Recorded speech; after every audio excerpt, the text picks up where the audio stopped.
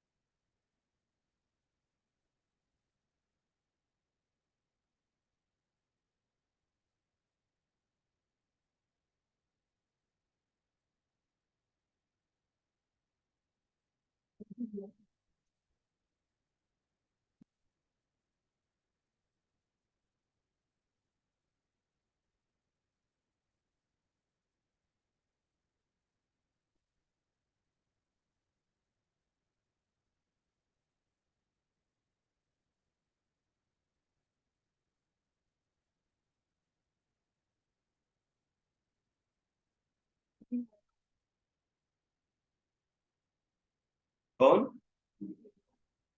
हम्म।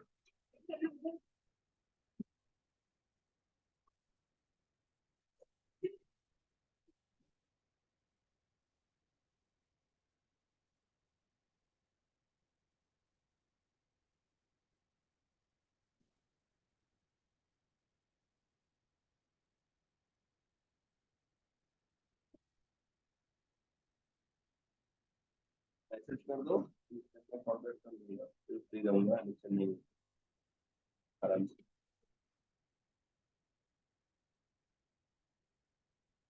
कौन ड्राइव?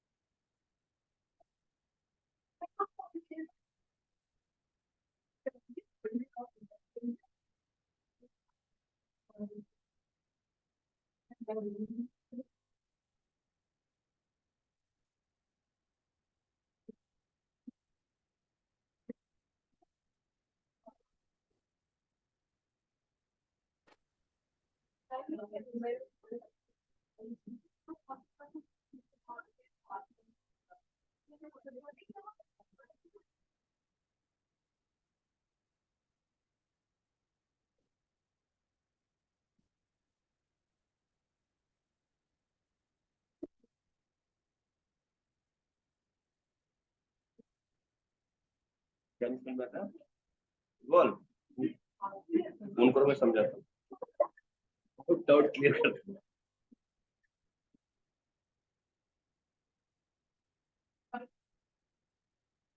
बोल।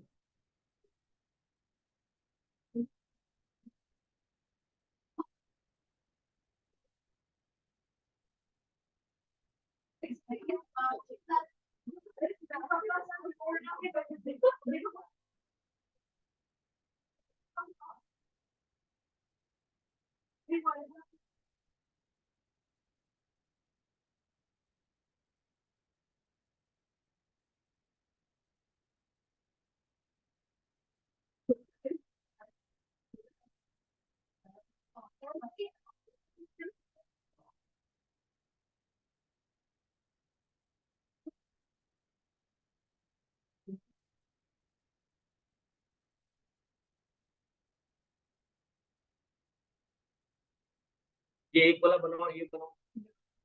Just listen, before this limitation, listen, before this limitation,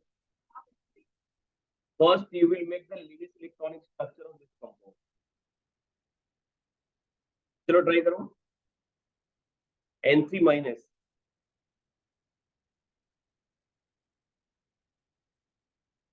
find N1, find N2, find N3, find N4, then make the structure.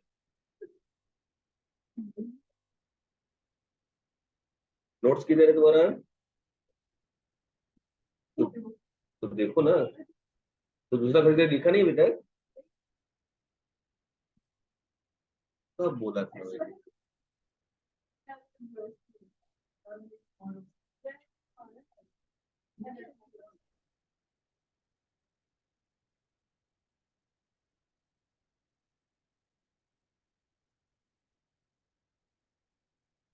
तो जल्दी इसको करो, फिर आगे बताता हूँ लिमिट। फिर फजान रूल, फिर अब मैं स्टार्ट करूंगा वैलेंस बॉन्ड थियरी आज, बीबीटी। यार ये जगह पे इस सीट पे कुछ तो है, बैठता हूँ भूख लग जाती है।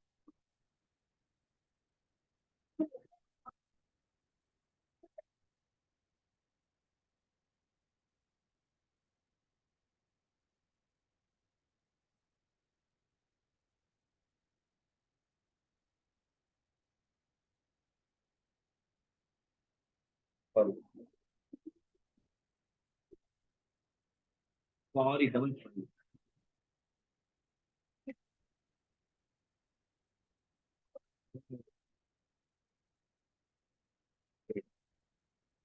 ये दो ले लीजिए। ये ये लो। अरे ले लो। अरे ले लो। कितना लो ना।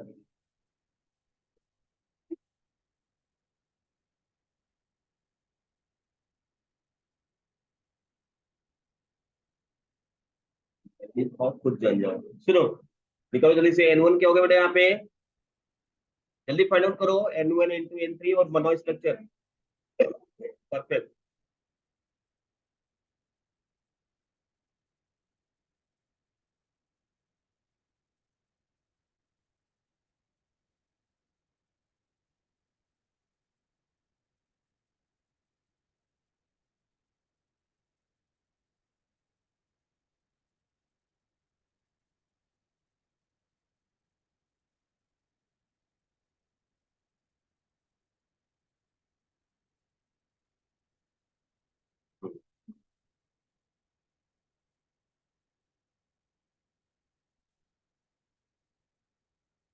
Oh my God.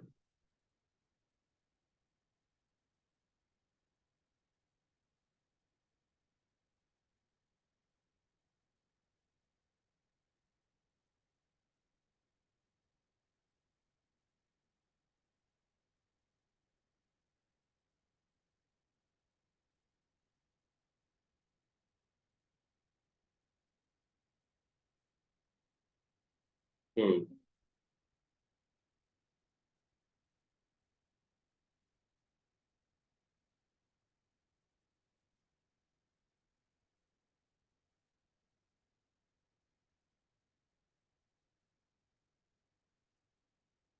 -1 -1 plus, formal charge निकालो तो बचा। अदरवाइज इसको ऐसा लिख सकते हैं, यहाँ पे एक लोन करा जाएगा राइट ना, या कितने हैं? अच्छा दो दो आएंगे ना यहाँ पे, या तो ये सिंगल बॉन्ड हो जाएगा या फिर डबल बॉन्ड हो जाएगा, ट्रिपल बॉन्ड। ये भी तो सही है।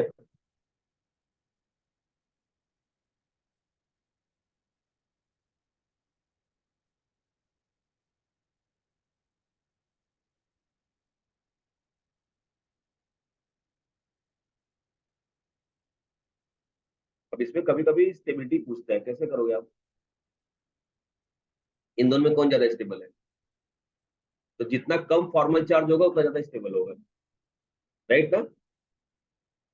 तो stability inversely proportional to formal charge, ठीक है।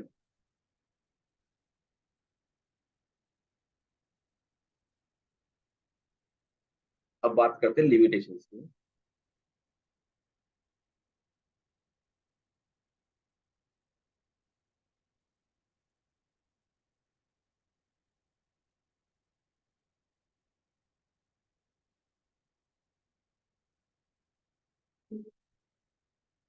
हो गया ये।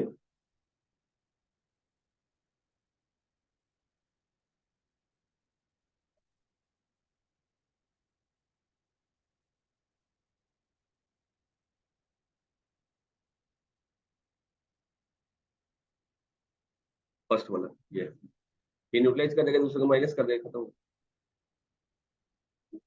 यहाँ पे -2 और +1 है ना, यहाँ पे भी नंबर ऑफ बॉन्ड दोनों में इक्वल है राइट ना। अब यहाँ पे नेगेटिव चार्ज कितना है, -2, और यहाँ पे -1 है, दैट इज मोर स्टेबल, कम है ना चार्ज।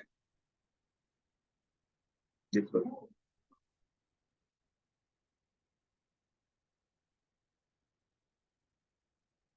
तो यहाँ पे करंट को एग्जैक्ट नहीं हो रहा है ना, यहाँ पे लोन पे ज्यादा हो गया।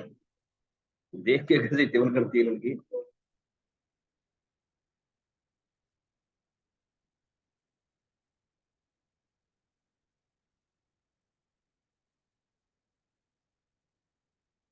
पर्टिकुलर एक आइटम पे हो गया ज्यादा चार्ज ना, एक आइटम पे ज्यादा चार्ज हो गया ना यहाँ पे।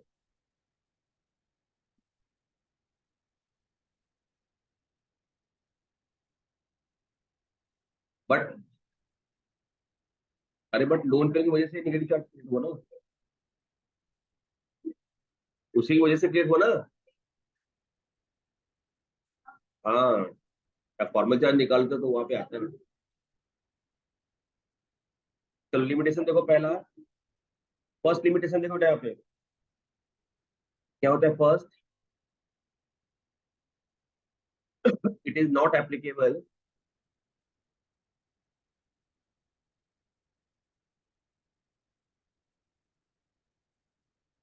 To odd electron species.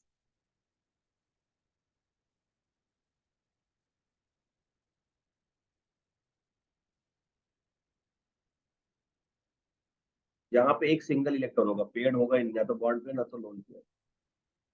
जैसे NO2, ClO2 एक्सेट्रा। वो अलग है, CO और NO में डिफरेंस नहीं है।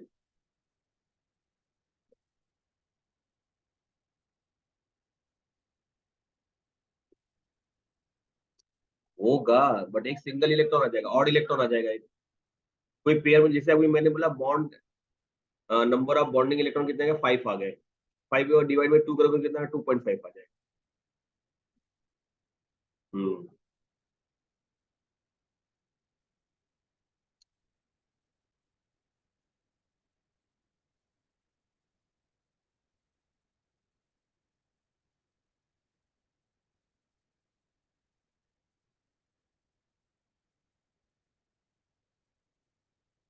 5 कोवैलेंट।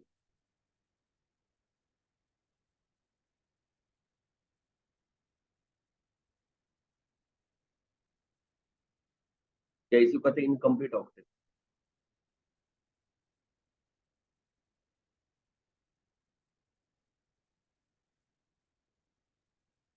यही यूज हो जाएगा आपको ऑक्टेट रूल का लिमिटेशन, राइट। देखो कैसा होगा इसका एग्जाम्पल। मैंने लिया BeCl2, और स्ट्रक्चर बनाओगे तो बी का कितना होता है, 4। 2 and 2 हो गया राइट ना। और Cl का कितना होता है, 17, 2 8 7। अब यहाँ पे मैंने Be बना दिया, और आउटर मोशन में कितने इलेक्ट्रॉन आ गए, 2 आ गए। और मैंने Cl बनाया, Cl के आउटर मोशन में कितने इलेक्ट्रॉन आएंगे, 7 आएंगे।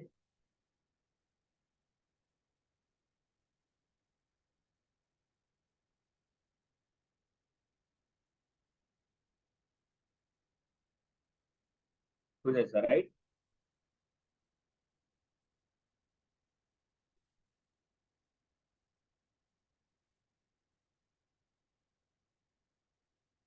ये ऐसा।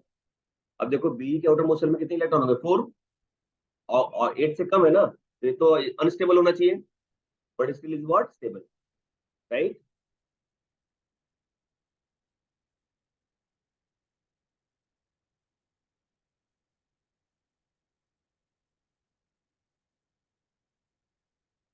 अब यहाँ पे लिविस इलेक्ट्रॉनिक स्ट्रक्चर बनाओगे आप, तो परफेक्ट उसमें ऑक्टेट कंप्लीट करना होता है ना, तो होगा नहीं ना। या तो इसका करोगे या तो इसका करोगे, इसका रह जाएगा, राइट है।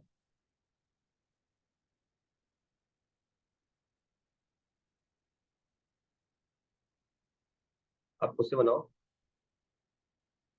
BF3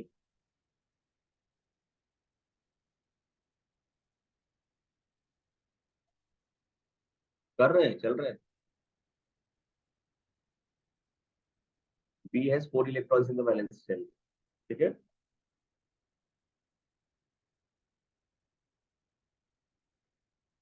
It should be unstable.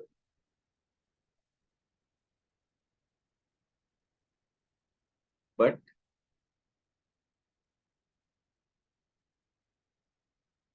it is stable molecule. ठीक है? दूसरा एग्जांपल आप बनाओ पूछते हैं. BF3, boron 5, fluorine 9.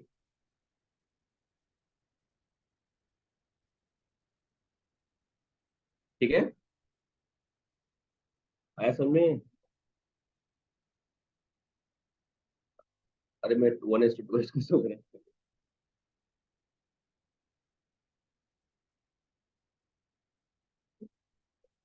तो यहाँ पे कैसा होगा?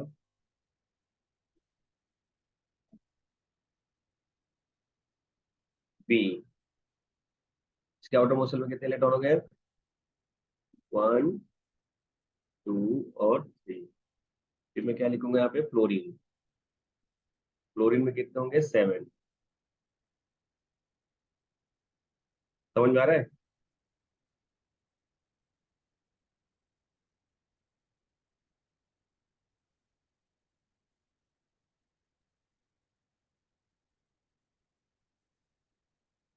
ऐसा.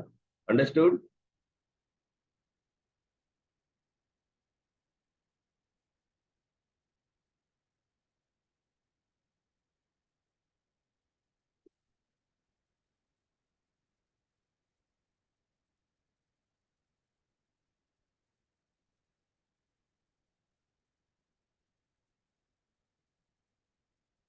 ठीक है?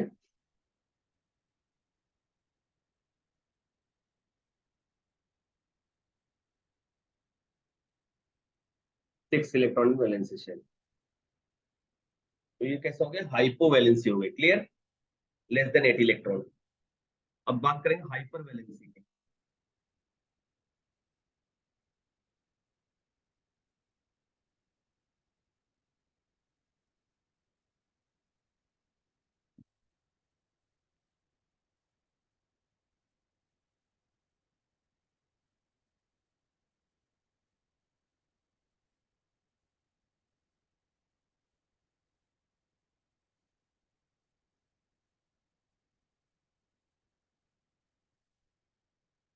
या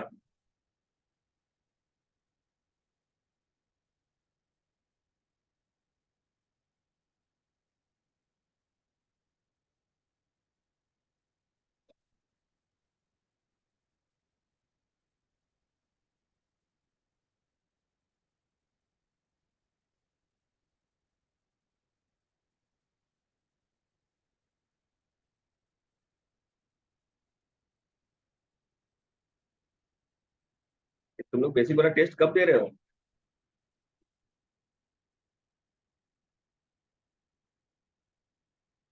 तो मैं आंसर भेजू उसका.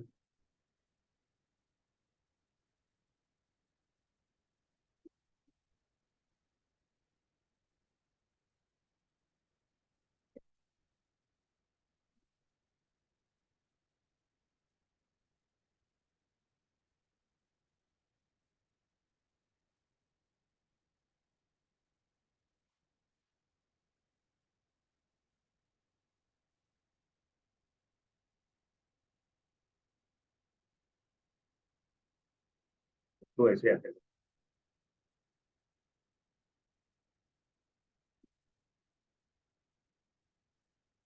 कौन वेटिंग रूम में हो गया?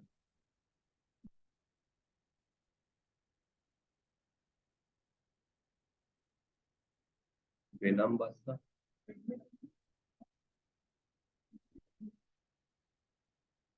पानी आऊं.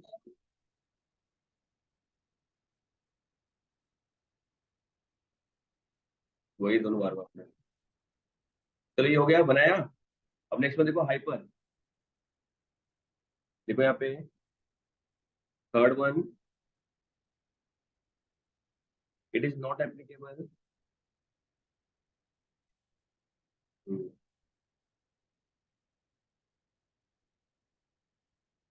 It is not applicable in hypervalent compound.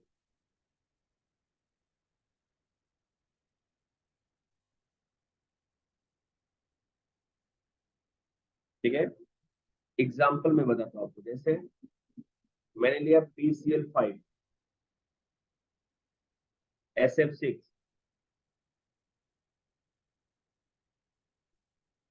XeF2 etcetera. अब इसका स्ट्रक्चर बनाते हैं हम लोग। मैं लिख के देता हूँ, आप बनाओ। ये होगा 15 और ये होगा 17, ये तो आपको पता ही है। 285, 287, ठीक है।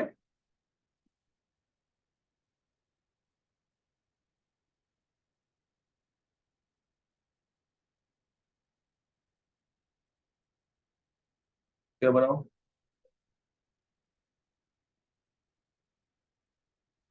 क्या? हाँ, तो पासवर्ड रखो ना यहाँ पे। 1, 2, 3, 4 और 5, और फिर क्लोरीन ऐड कर दो यहाँ पे। क्लोरीन, क्लोरीन, क्लोरीन, क्लोरीन और क्लोरीन। ये रहा chlorine with the 7 electrons, right. ये तो ज्वाइन हो गया ना।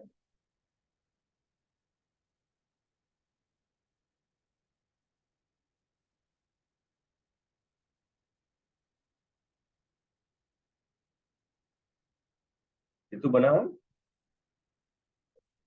ये सोच रहे सर वाला मैं कॉपी कर लूं, खुद से बनाओ।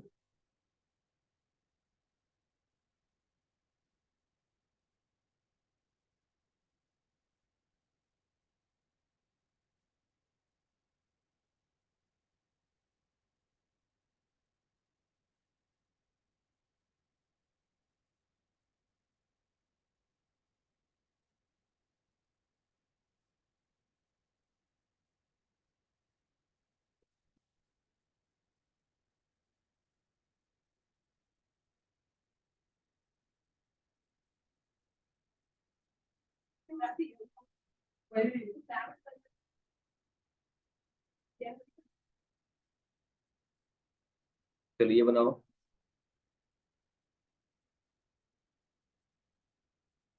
सल्फर बनाओ।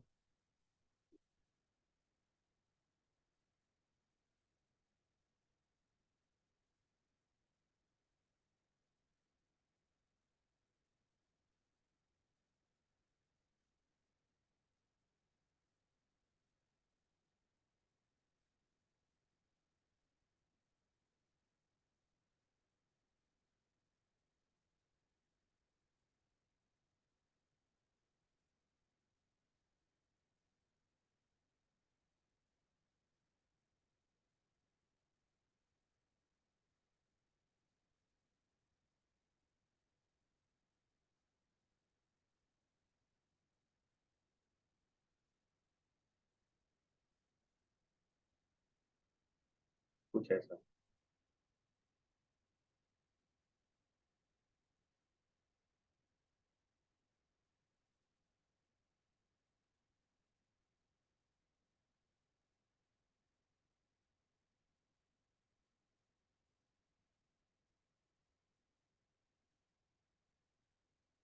कितने इलेक्ट्रॉन है यहाँ पे?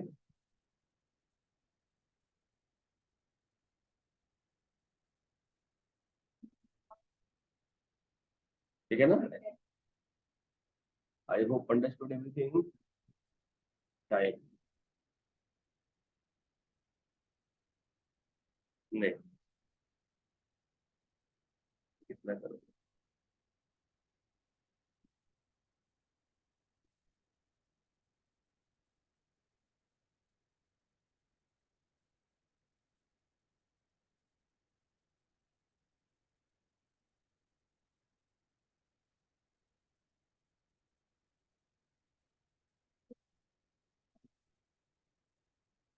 होता है।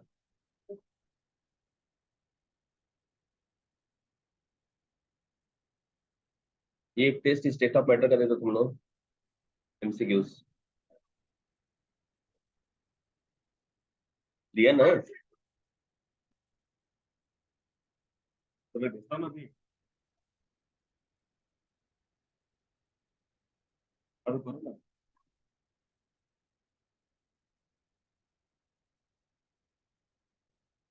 नहीं,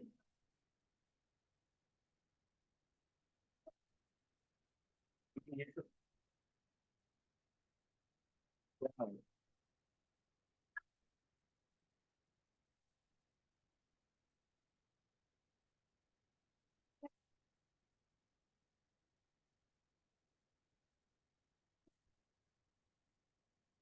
क्या? कर लो इसको, मैं साइड कर देता हूँ। चलो ठीक है। चलो ये हो गया, ये हो गया। लास्ट देखो यहाँ पे, लास्ट वन, फोर्थ वन। क्या?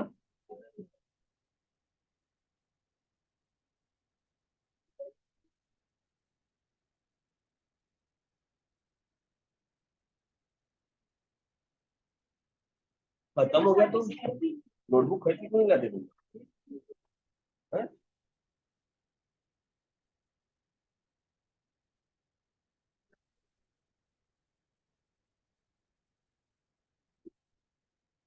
बस, चलो।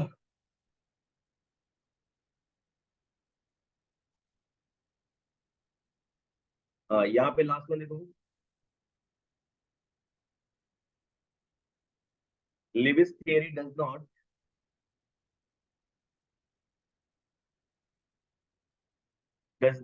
give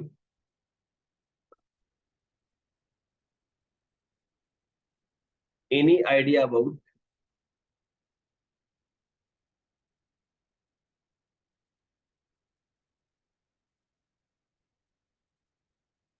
geometry of molecule।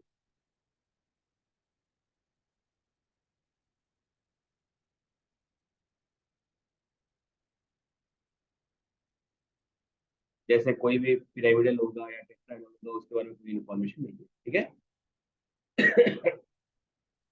अब जैसे लेविस के हिसाब से ये बना दिया मैंने यहाँ पे, ये अब इसकी ज्योमेट्री अलग होती है, राइट। तो ये इसके लिमिटेशंस हो गए। I hope understood this part. बोलो। चलिए अब बात करते हैं हम लोग किसकी, फजान रूल की, जो मैंने बताया था कि no any ionic bond is 100% ionic, no any covalent bond is 100% covalent. कोई भी आयोनिक या कोवेलेंट बॉन्ड 100% नहीं होता। आयोनिक में थोड़ा कोवेलेंट होता है, कोवेलेंट में थोड़ा सा आयोनिक कैरेक्टर होता है। तो आयोनिक बॉन्ड में कितना कोवेलेंट कैरेक्टर है उसको डिस्कस करने वाले हैं, that is given by the Fajan rule, ठीक है। पोलैरिटी हो जाती है ना, आर इलेक्ट्रोनेगेटिव हो गया, अपनी तरफ खींच लिया, थोड़ा सा आयोनिक आ गया ना उसके अंदर।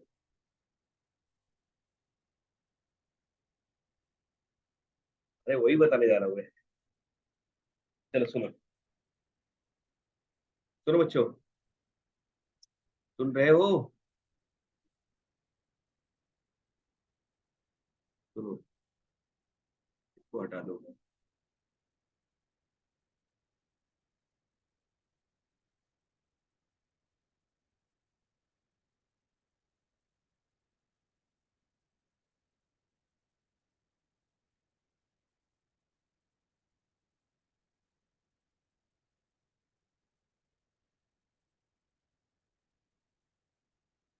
नहीं नहीं नहीं नहीं नहीं नहीं नहीं नहीं नहीं, नहीं, नहीं, ये हटा देना है मुझे, ये स्टार्ट करना है। ये देखो यहाँ पे पिल्ले, ये दिख रहा है तुमको? हाँ सर, पूरा दिख रहा है। गुड।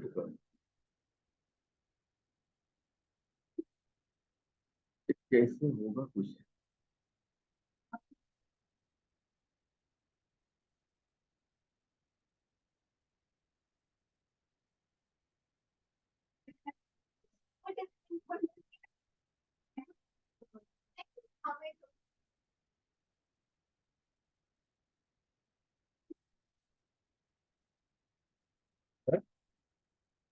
कभी चार्जर नहीं है।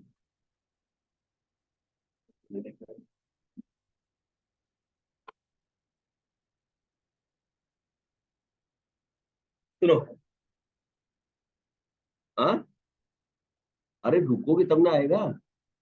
ये लो खुश।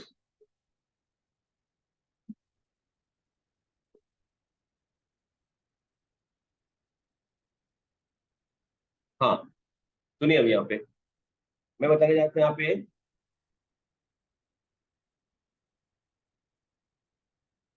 अरे कैमरा में पूरा बिजनेस से स्टार्ट हो गया क्या?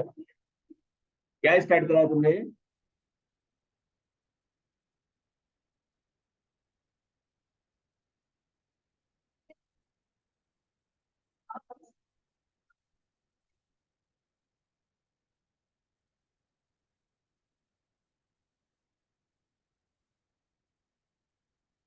कहाँ से था?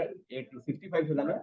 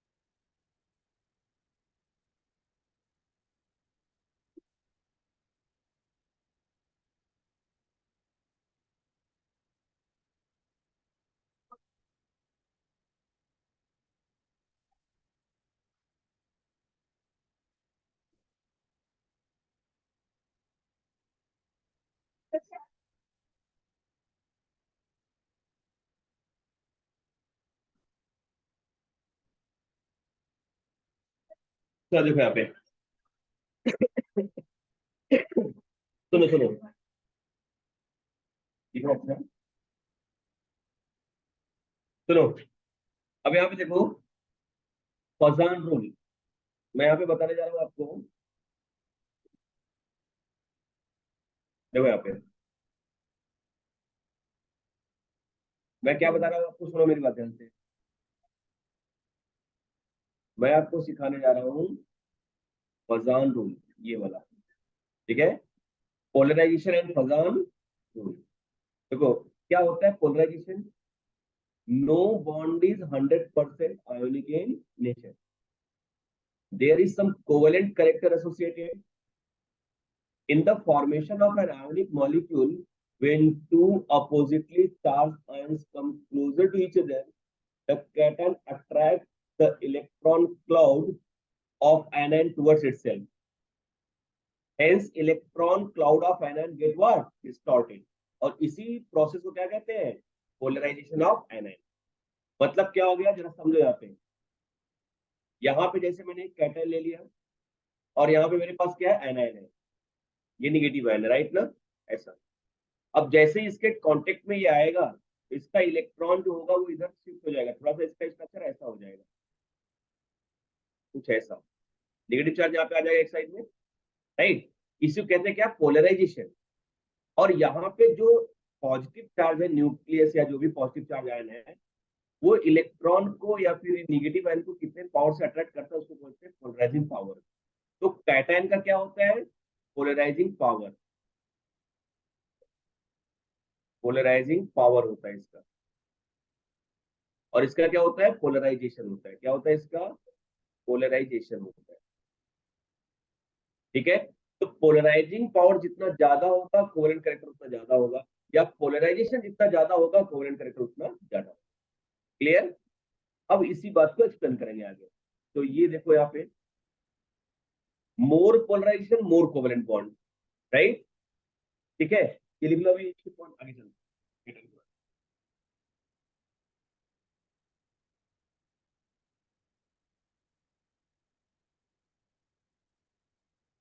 हाँ मत हाँ, आयोनिक में कोवेलेंट कैरेक्टर की बात कर रहे हैं। कोई भी आयोनिक बॉन्ड 100% आयोनिक नहीं होता, उसमें थोड़ा सा कोवेलेंट का फ्लेवर होता है। कितना कोवेलेंट है वो देखना है। समझा?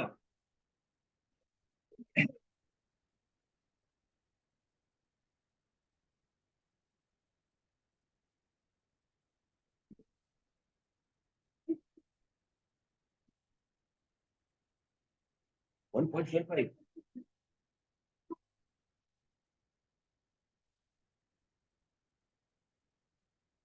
हाँ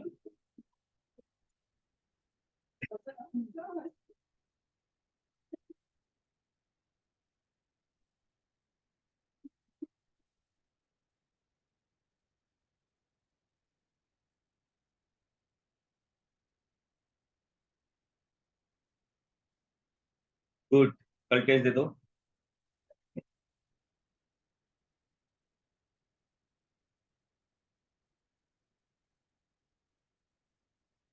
एनसीईआरटी में नहीं है, नहीं एनसीईआरटी में।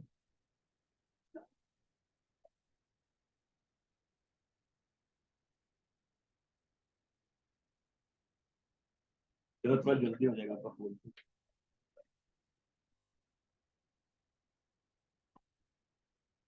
तो फिर स्टेट ऑफ मैटर का टेस्ट देने का कोई मतलब नहीं है फिर, है ना?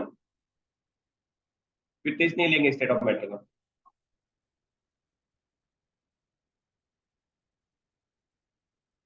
अरे 4 का भरोसा नहीं है, 5 पे तो होगा ही होगा क्योंकि एनसीईआरटी में नहीं है।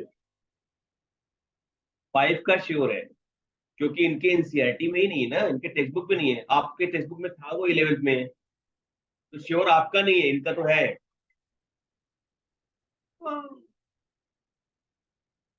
हाँ था, सिलेबस दिया है। बट उसको अभी एनआईटी को बन के बैठ के लोग बनाएंगे, क्वेश्चन बनाएंगे उसमें। बट वो नहीं, श्योर नहीं अभी तक नीट के और डायरेक्टली साइट पे ऐसा कुछ नहीं आया अभी, ऑफिशियल साइट पे।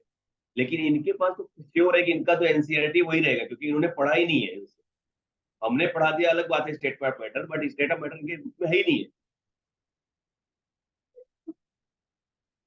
वही तो। इन लोग तो किए तो थोड़ा ठीक भी है कि कोई बोर्ड में आ जाएगा, आप क्यों की?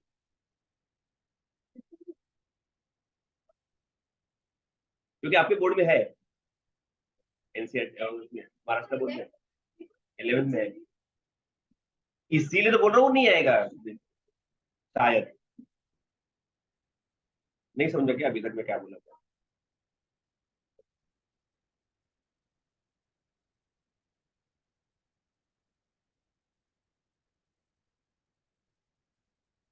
सब्जेक्ट का हो गया उस दिन, तो मार्क्स भी मिल गया, आउट ऑफ आ गया। अब क्या चाहिए? उसने सब्जेक्ट को चेंज किया ना। हम्म।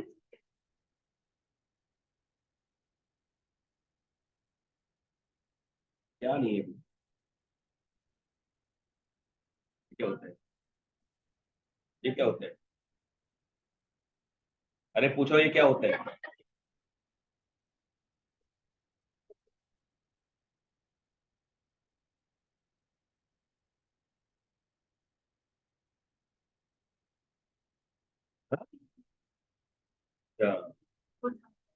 एडमिशन।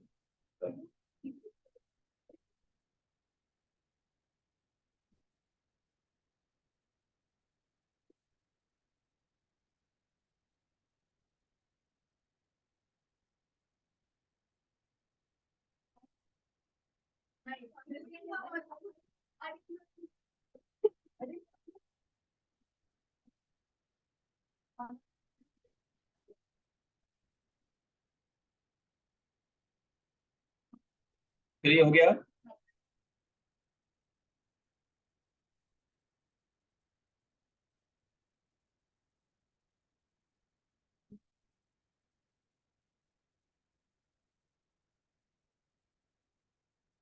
चलो आगे देखते हैं।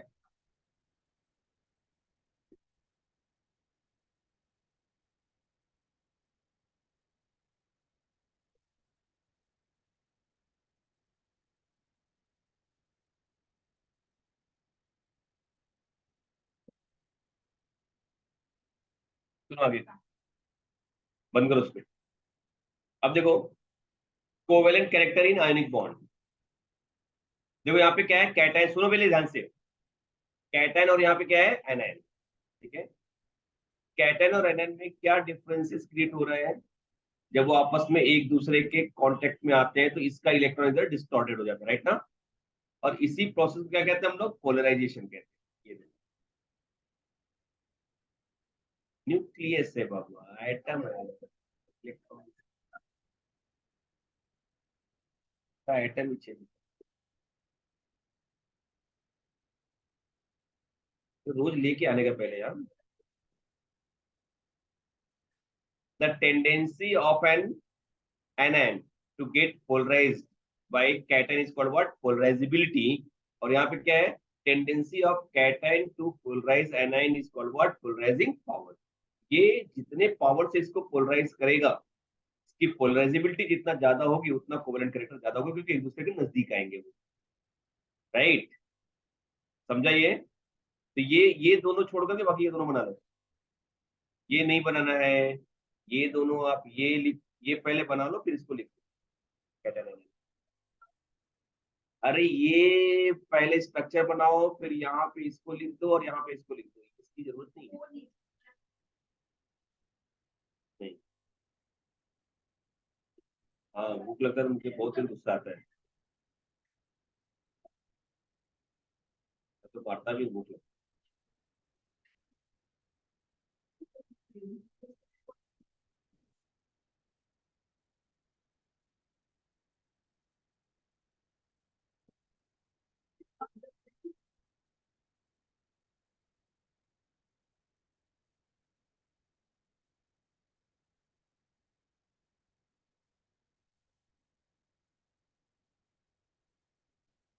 ऐसे ही आता है नीट में, ऐसा आता है ना, कि लेवल के क्वेश्चन आते हैं उसके साथ।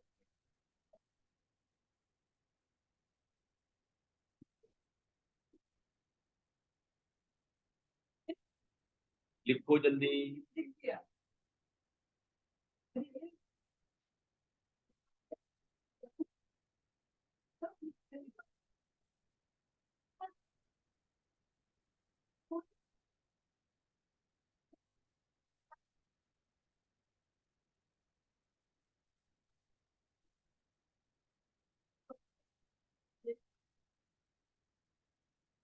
कभी कभी लाती है बस में छोड़, फिर उस बस का इंतजार करती है, आया तो मैं ले लूँ अपने आप।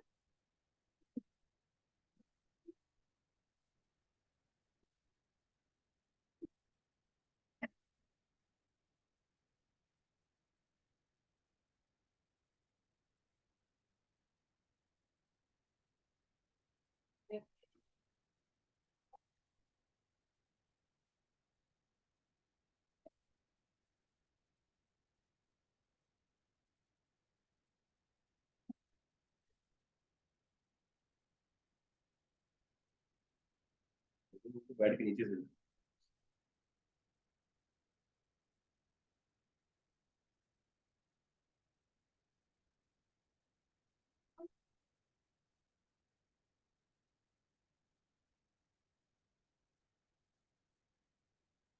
उसको फ्रस्ट्रेटेड हो जाए लाइन।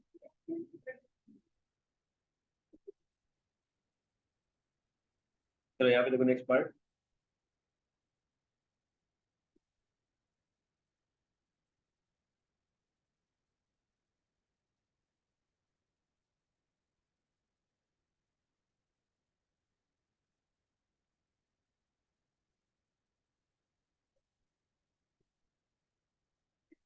ये ये बस सेकंड क्लास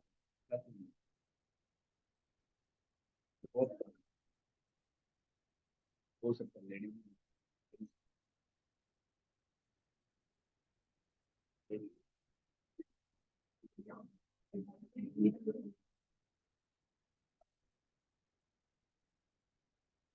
चला भी चले,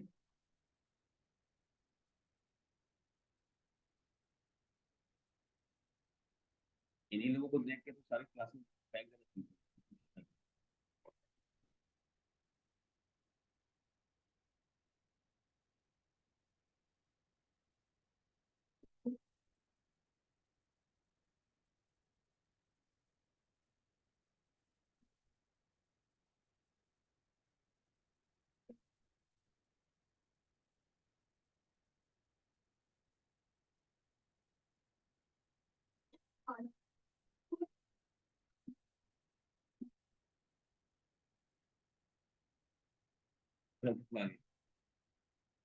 पोलराइजेशन, अब तक कौन कौन से फैक्टर है जो कि पोलराइजेशन पे डिपेंड करते हैं, राइट है? जैसे फजान रूल्स है। पहला है साइज ऑफ कैटन। कैटन की साइज जितनी छोटी होगी उसका पोलराइजिंग पावर उतना ज्यादा होगा, मतलब कोवेलेंट कैरेक्टर उतना, पता है समझे? Smaller size of cation more strongly it attracts the outermost electron cloud of anion. So polarizability और polarization powerful है। किसके अंदर पोलराइजेबिलिटी ज्यादा है, किसके अंदर पोलराइजेशन कम है? यहाँ पे देखो, यहाँ पे पावर कैसा हो गया? Lithium plus is greater than the sodium plus is greater than the A plus, ठीक है? It means you can write polarizing power is inversely proportional to the size of cation. Cation की size जितनी छोटी होगी उसका polarising power उतना ज्यादा होगा। नहीं, पोलराइजेबिलिटी आयनन के पास जितना बड़ा होगा पोलराइजेबिलिटी उतनी ज्यादा होगी। समझ में आया?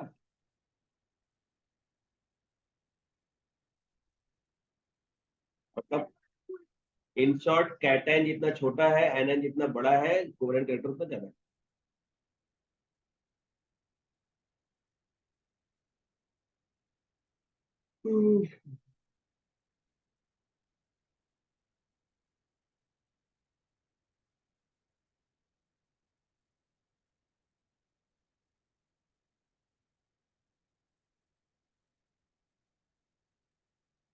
और आगे चले।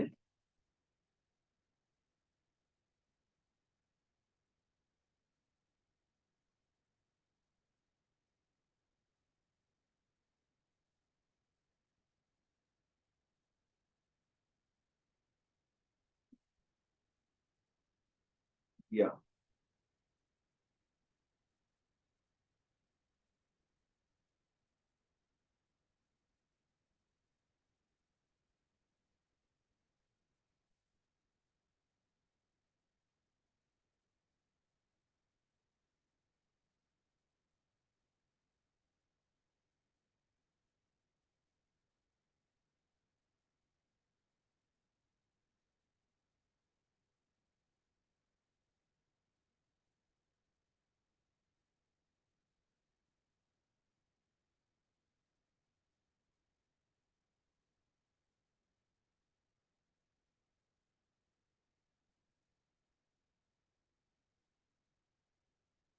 चले आगे।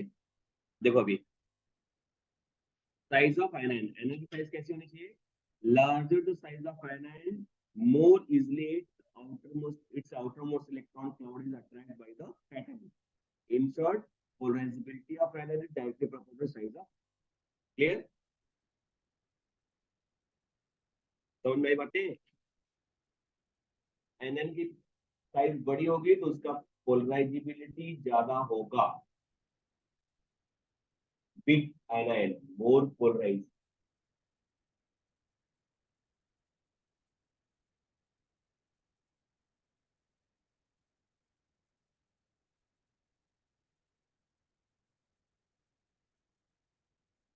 कौन सा समझा?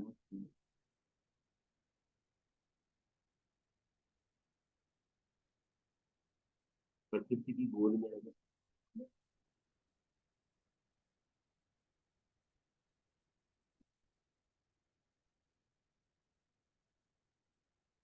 आज तो ना कोई बहुत बड़ा बात के जाए, ये तो बहुत बनता है।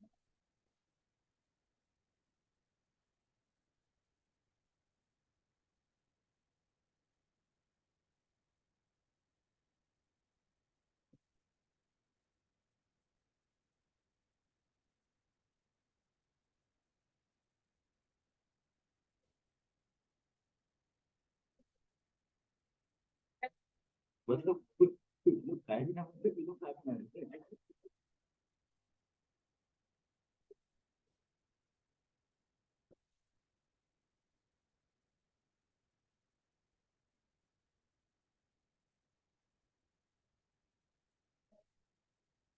या अब आगे देखो, चार्ज का क्या इफेक्ट गिरेगा, अभी तो साइज की बात कर रहे थे ना, डायरेक्टली दोनों के लिए, दोनों के लिए जितना ज्यादा कैटायन पे चार्ज होगा पोलराइजिंग पावर उतना ज्यादा होगा, और एनआयन का भी सेम है, जितना ज्यादा चार्ज होगा पोलराइजेशन उतना ज्यादा। चार्ज का मतलब इसके अंदर अट्रैक्शन पावर ज्यादा हो गया ना।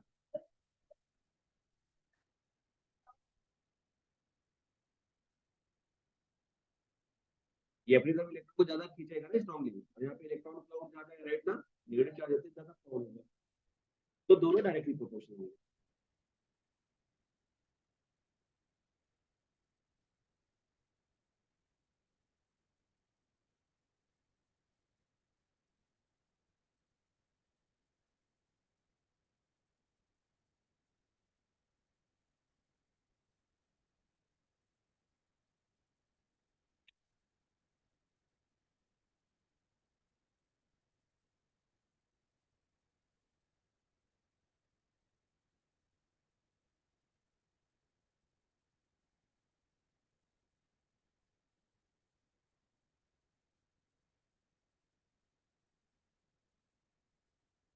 वेडनेसडे,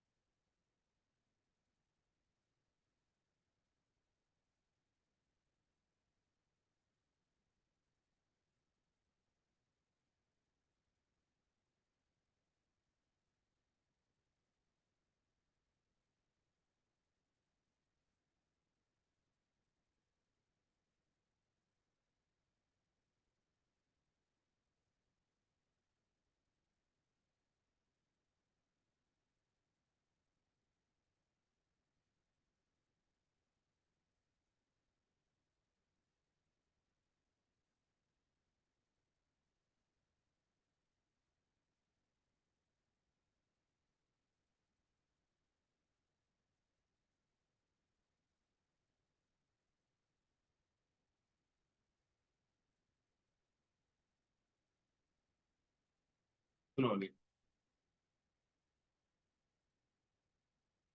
देखो यहाँ पे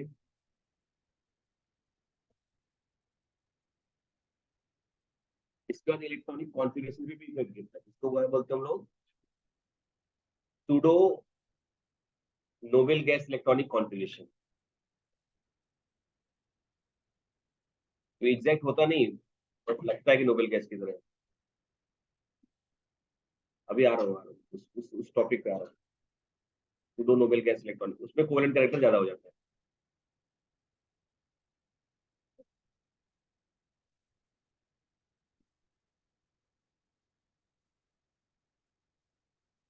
सुनो, देखो यहाँ पे देखो, electronic configuration of cation, cation having the pseudo inert configuration 18 electrons in outermost cell has greater polarization power than the cations having the inert gas configuration 8 electrons in the outermost cell, right?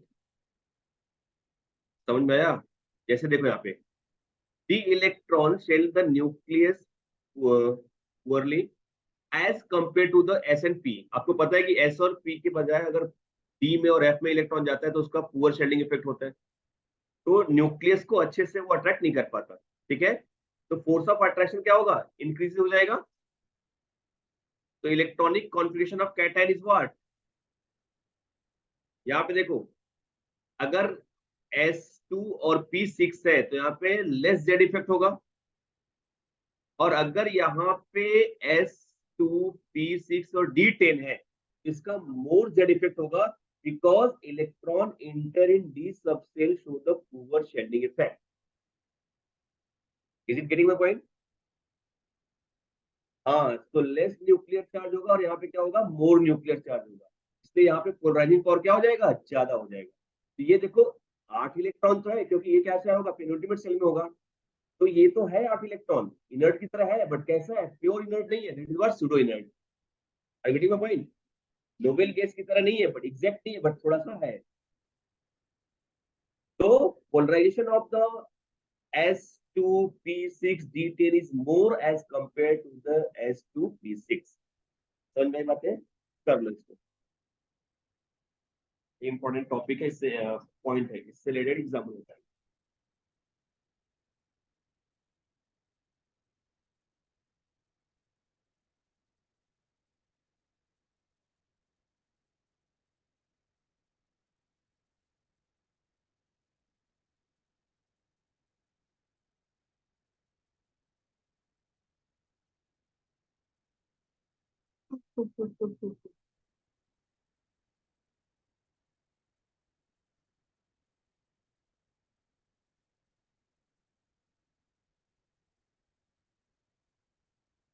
अब organic का lecture मस्त बना लागे next week, but उसके पहले वो पढ़ के ऊपर नॉर्मल ये थोड़ा सब आना चाहिए। स्टार्ट करूंगा मैं inductive effect, electromagnetic effect, electronic displacement, hyper resonance, hyper conjugation, ठीक है, उसके एप्लीकेशंस, मस्त मजा आने वाला है इसका। हाँ हाँ हाँ हाँ, याद आया मुझे। सैटरडे को नहीं, लेक्चर लूंगा, टेस्ट किसी और मतलब यहाँ पे पेपर भेजूंगा तो आपको। एक्चुअली मैं टेस्ट सामने लेना चाह रहा हूँ। आप लोग एक बार फ्री हो जाओ, नेक्स्ट वीक से मैं लेता हूँ 3 महीने पेपर। ऐसा पेपर लूंगा, कोई चैप्टर लूंगा ना इसमें सब्जेक्टिव ऑब्जेक्टिव दोनों रहेंगे, दोनों एक साथ लूंगा। First 25 marks subjective for 1 hour, और फिर ऑब्जेक्टिव 3 आवर्स, टोटल हो जाएंगे 4 आवर्स। तो मैं मस्त मोबाइल में एक मूवी डाउनलोड करके आऊंगा, और मैं विजन नहीं करूंगा, सुपर विजन करूंगा।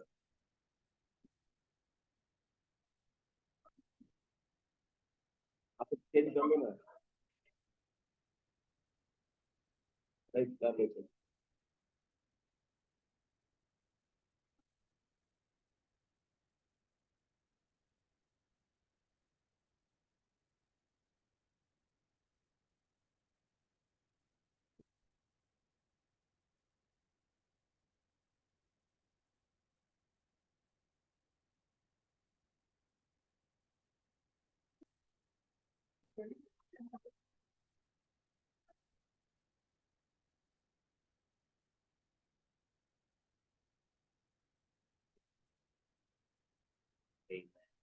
इनएक्टिव नहीं, चलो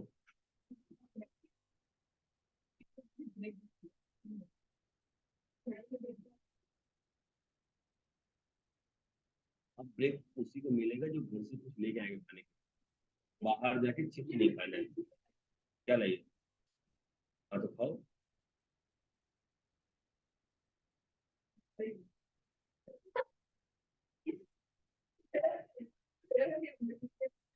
घंटे के कभी पूछ रहे दूसरे से कौन ड्राई फ्रूट है?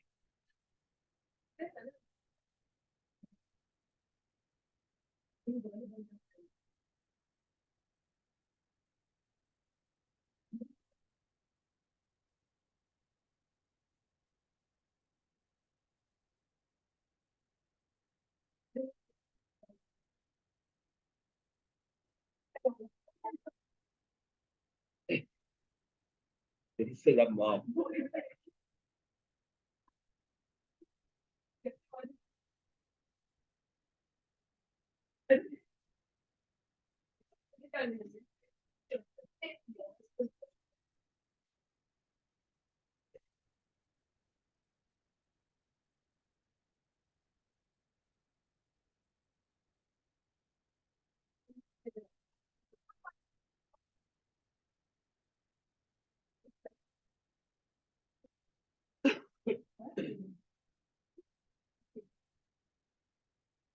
तो क्लास पे आ जाएगा, यहाँ पे बैठ के पढ़।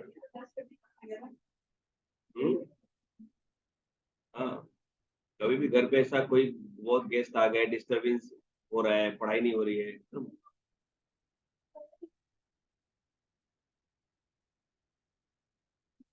उसके पहले निकल जाने का, आभास हो ना उसके पहले।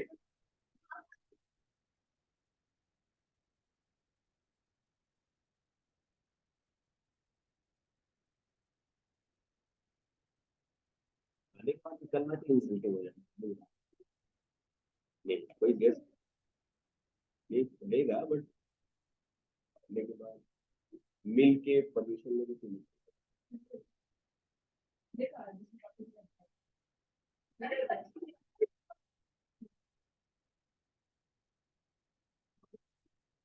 पेरेंट्स को कैसा प्राउड फील होता है कि बच्चे की जिंदगी खराब है।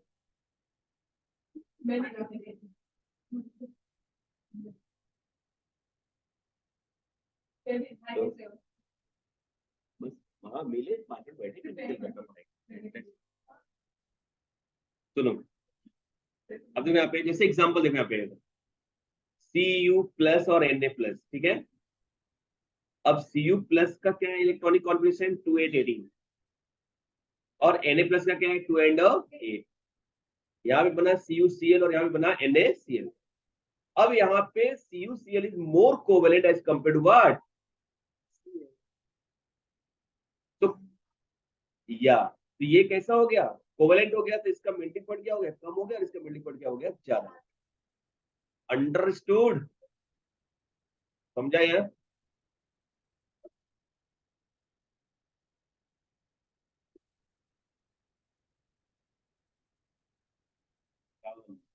फजान हम लोग बोल रहे हैं फजान, डेड नहीं है, फजान दो, हम फजान फजान बोलते हैं। क्या बोलते हैं,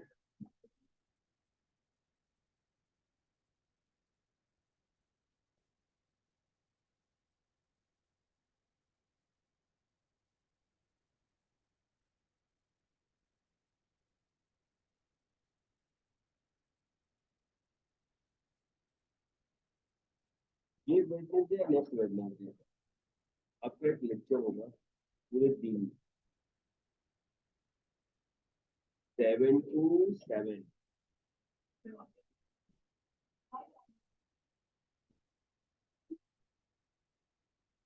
अपन को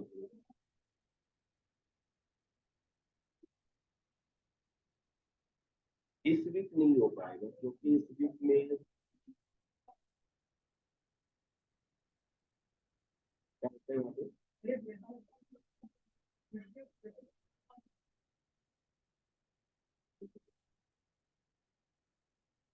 हाँ इधर आ जाओ, तो गूगल में साउंड प्रूफ बना देंगे इसको। चलो हो गया, ये लिख लिया, आगे चले। तुमने लिखा भूमिका,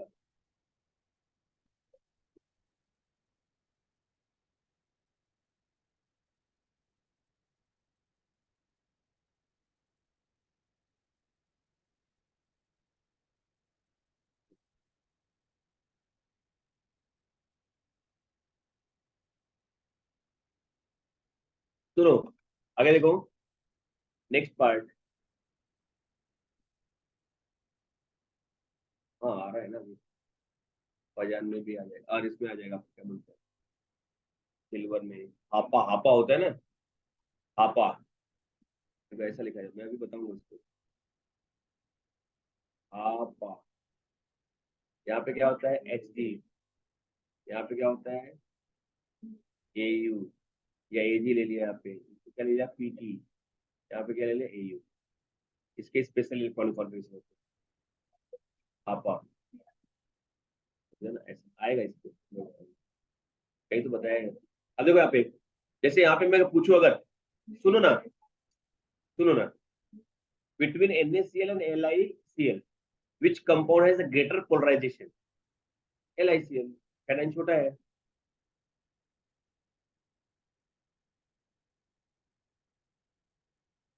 ठीक है, ये समझा, इसको लिख लो ना, अरे बस ये लिख लो यहाँ पे, मैं बोलूँ इसमें कोवेलेंट कैरेक्टर किसमें ज्यादा है, तो LiCl में, covalent character of the LiCl is greater than what, NaCl, CC लिख लो, CC। या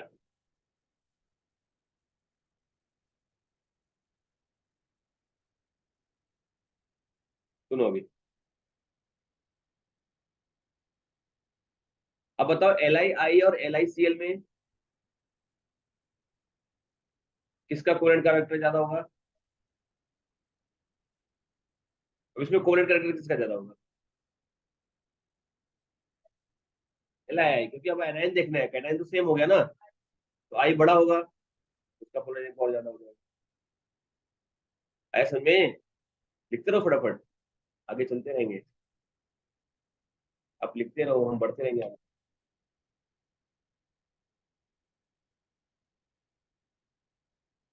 अच्छा, इससे रिलेटेड क्या क्या क्वेश्चन आता है? सॉल्युबिलिटी, देखो अगर कोवेलेंट कैरेक्टर ज्यादा है तो मेल्टिंग पॉइंट कम हो जाएगा, सॉल्युबिलिटी कम हो जाएगा, पता है ना? सॉल्युबिलिटी कम हो जाएगी ना।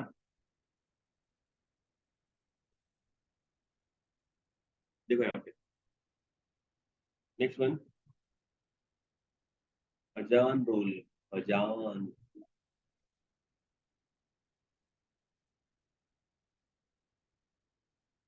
क्वेश्चंस,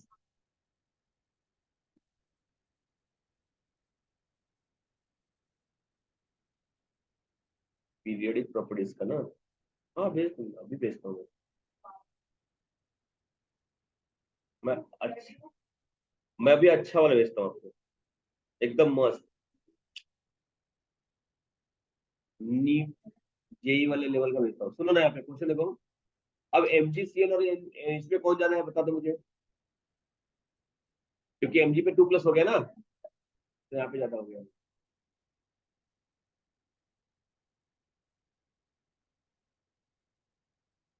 लिखते रहो बेटा।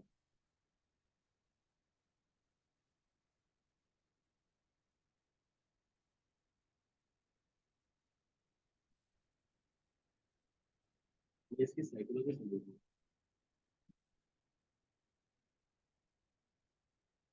क्या है ये लड़का, घर पे भी इतना शांत रहता है। Right, समझो।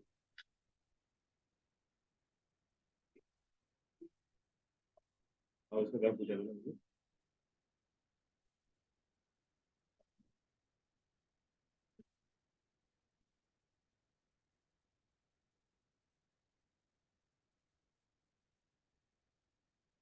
फ्रेंड्स वगैरह हैं,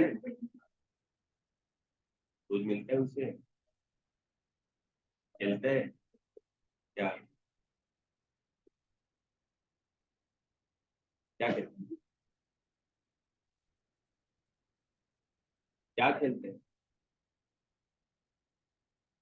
football, volleyball, bat ball, basketball, सारे खेलते हैं।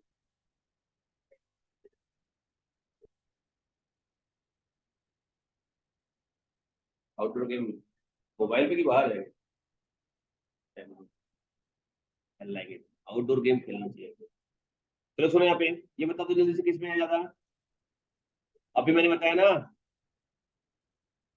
लिखो जल्दी से, ये तो लिखा होगा शायद। चलिए आगे देखते हैं, नेक्स्ट वन।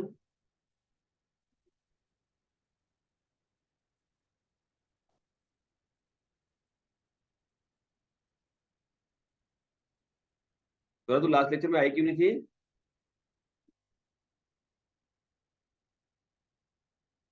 क्या हो गया पैर को?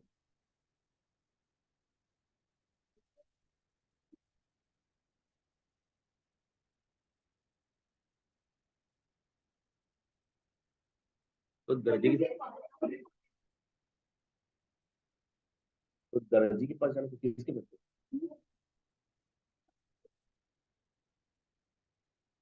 अरे जिम ने मेरी जिंदगी खराब कर दिया, मतलब हैंडीकैप्ट हो चुका है, लिगामेंट चला गया, तो MRI कराना है मुझे। मैं सोचो अभी खड़े नहीं हो पाता ज्यादा देर।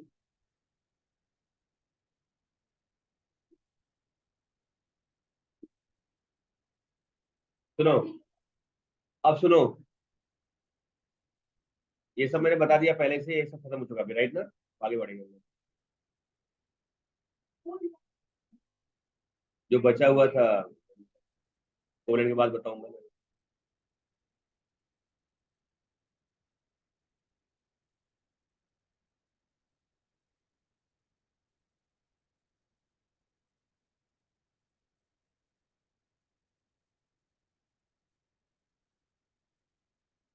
एक तो मैं बाहर से कुछ खा नहीं सकता अभी ना, वो समस्या है मेरी। वो मेरे खानदान में कोई मर गया तो 10 दिन तक मुझे वेट करना।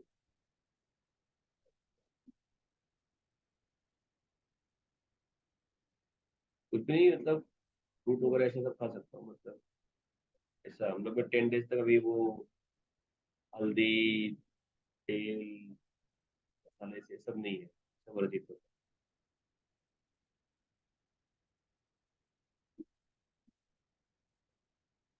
मैंने वो मॉडिफाइड यहाँ पे कर दिया है मेट्रोपॉलिटन सिटी में। गाँव वगैरह में लोग मानते हैं अभी भी 13-14 डेज चलता है ये। और यह भी सोचो ना, ये मुझे कब रियलाइज होगा कि 13 डेज क्यों रखा गया है, 10 डेज क्यों रखा गया है। जैसे अगर किसी के घर कोई मर गया तो उसके घर का लोग खाना नहीं खाते थे, बाहर के जो लाते हैं, राइट ना?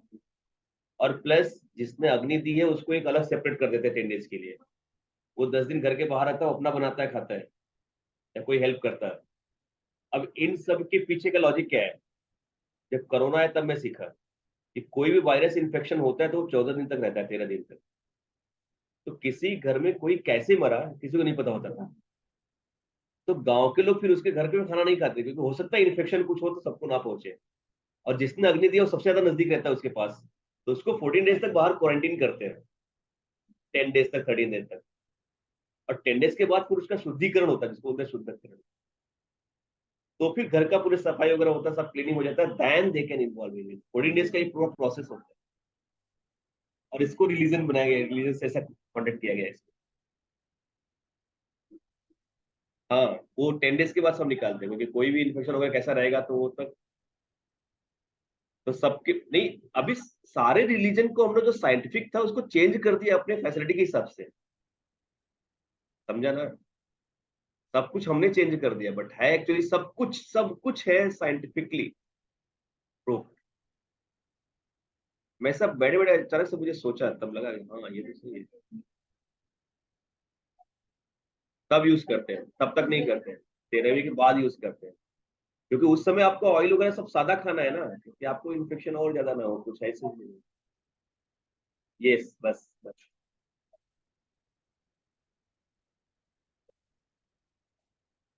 हाँ, वो खानदान में थे।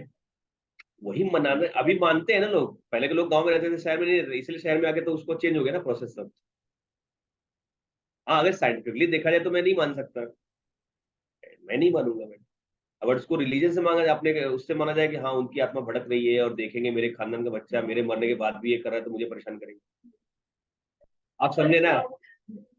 है कि नहीं? मेरे खानदान का सबसे बड़ा बेटा, और ये मेरे खाने पे एंजॉय कर रहा है मेरे मरने पे। ये किया है सब बेटा, लिविस इलेक्ट्रॉनिक स्ट्रक्चर किया ना।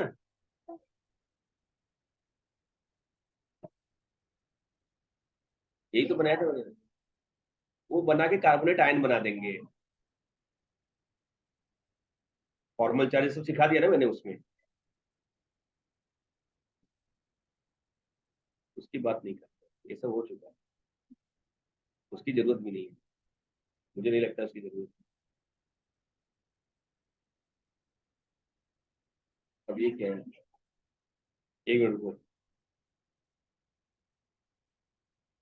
ऑक्सो एंड बाइनरी एसिड, इसके कुछ स्ट्रक्चर बना लेते हैं मतलब, बट इतना ज्यादा नहीं करने का मुझे इसका मीनिंग नहीं है। क्योंकि ये सब हम पढ़ेंगे अभी आगे चलके, जब भी हम एस ब्लॉक पी ब्लॉक पढ़ेंगे तो उसमें कुछ चीजों को डिस्कस करेंगे। तो यहाँ पे इसको बहुत ज्यादा हम लोग टाइम नहीं करेंगे। और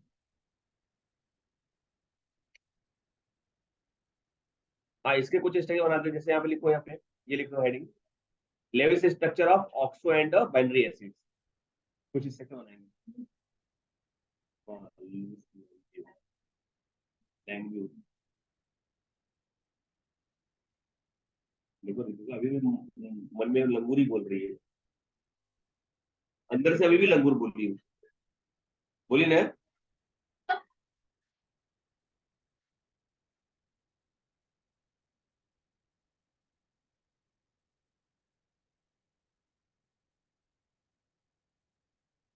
हेडिंग डालो।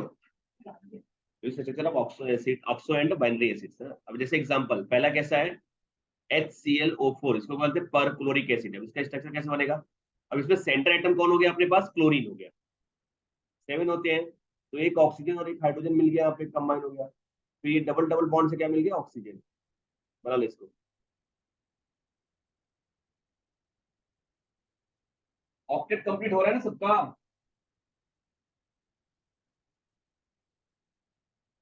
तो को छोड़ के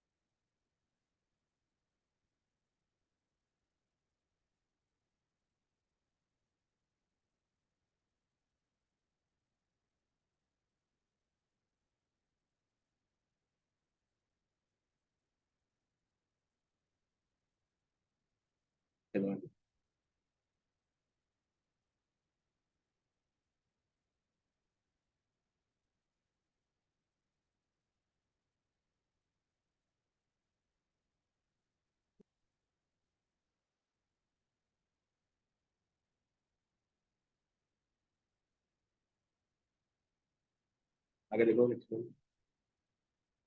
तो इसमें से H+ निकाल देंगे तो आयन बन जाएगा, इसमें जो परक्लोरेट आयन, हाँ, H+ निकाल देंगे तो पर उसकी कोई जरूरत नहीं पड़ती।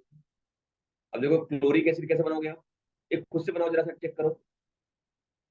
HClO3, ट्राई करो,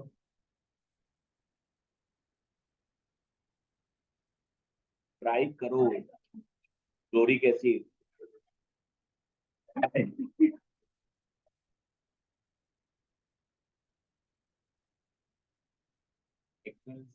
मेरा इस सही बोल।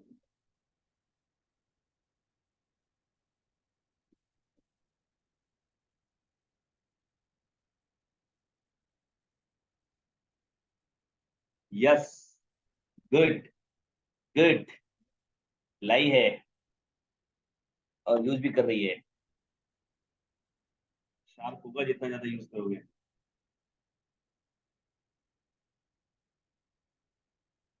पिल्ले आज तू क्यों नहीं आई। मेरे को ठीक नहीं है। अरे ठीक तो यहाँ पे किसी को नहीं है। मम्मी बोली मत जा, मैं क्या करूँ, मैंने तो आती थी। किसी को हेयर लाइन फ्रैक्चर है, किसी का पैर टूटा है, किसी को सर्दी है, हाय, किसका पैर टूटा। दो दिन करते।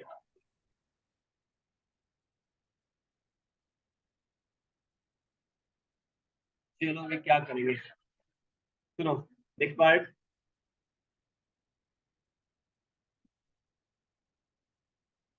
अब यहाँ पे लगो, ये देखो, क्लोरस एसिड,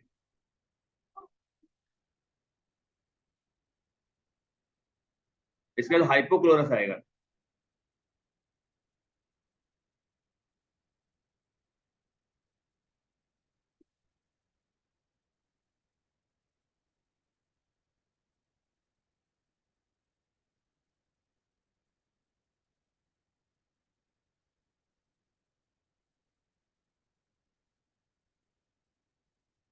कोई बताए। Yes,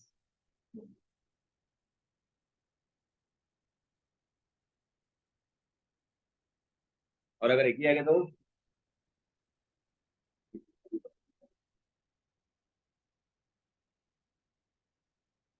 hypochlorous acid.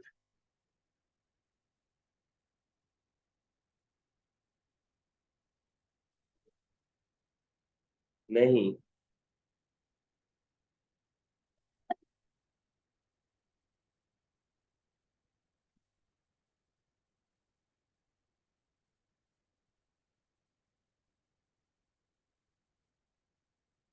क्योंकि उसकी क्योंकि उसकी वैलेंसी डबल होगी ना।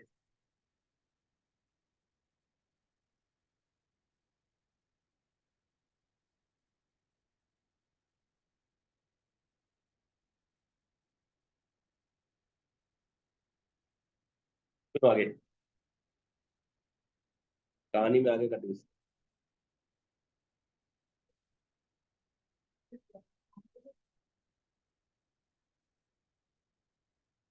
नाइट्रिक एसिड भी बना सकते हैं, अभी सबका बन जाएगा, कोई टेंशन नहीं है।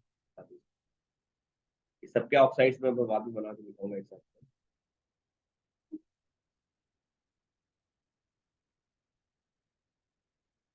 देखो ये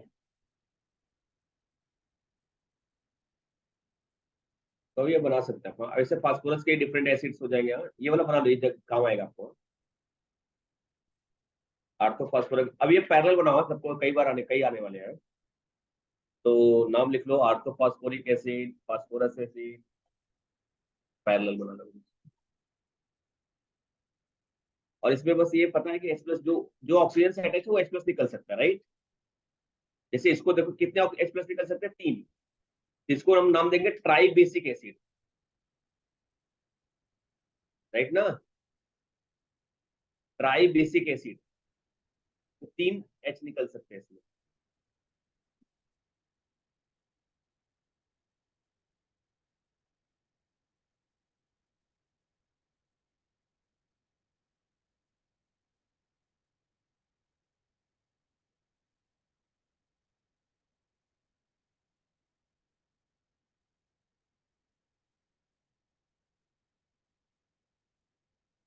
इसमें बनाने का यही तरीका है, एक फास्फोरस डबल बॉन्ड ऑक्सीजन बना दो, बाकी जितने ऑक्सीजन हाइड्रोजन उसको अटैच कर।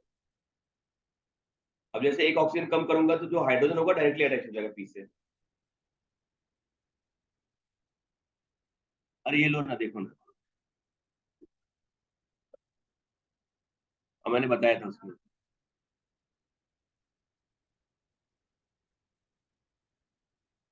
अब ये देखो इसमें है, देखो इसको क्या नाम है, आर्थो फास्फोरस एसिड। अब देखो यहाँ पे इक में से जब ना एक ऑक्सीजन निकालेंगे तो अस हो जाता है, फास्फोरिक से फास्फोरस। ये जो हाइड्रोजन है वो डायरेक्टली अटैच हो गया। अब ये हाइड्रोजन रिमूव नहीं होगा इसलिए, क्योंकि इसमें इलेक्ट्रोनेगेटिविटी का डिफरेंस ज्यादा नहीं है। तब ये डाई बेसिक हो गया। हाँ वही उसका दर्द है। ये डाई बेसिक हो।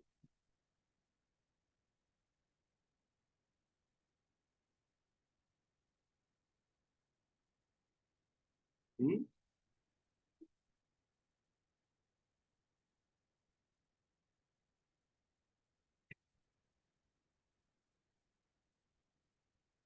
हाइड्रोजन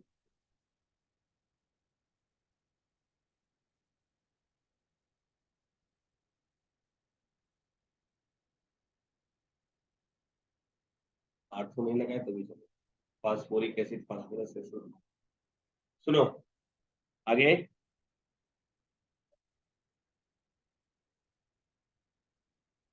अब यहाँ पे देखो, ये क्या हो गया, हाइपोफास्फोरस एसिड। एक ऑक्सीजन और निकाल दिया, राइट ना। देखो फास्फोरिक एसिड से एक ऑक्सीजन निकाला तो फास्फोरस एसिड, फास्फोरस से एक ऑक्सीजन और निकाला तो हाइपोफास्फोरस एसिड। अब इसका स्ट्रक्चर कैसा बन जाएगा यहाँ पे। अरे गुड, अब ये मोनोबेसिक हो गया। क्या, गुड, वेरी गुड।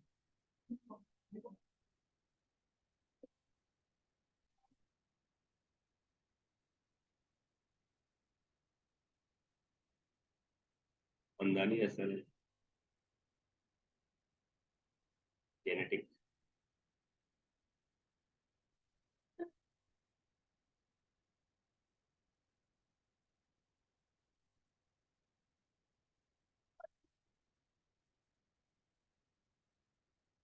बच्चे की रोने की आवाज।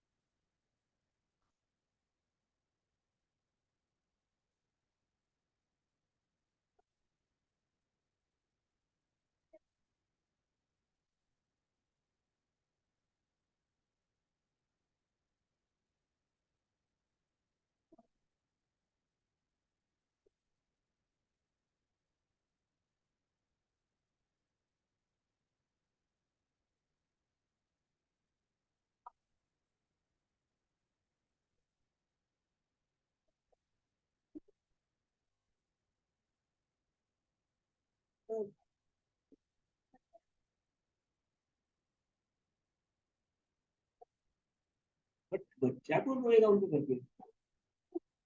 बच्चे है ही नहीं उनके घर पे, एक बड़ा बच्चा है बस।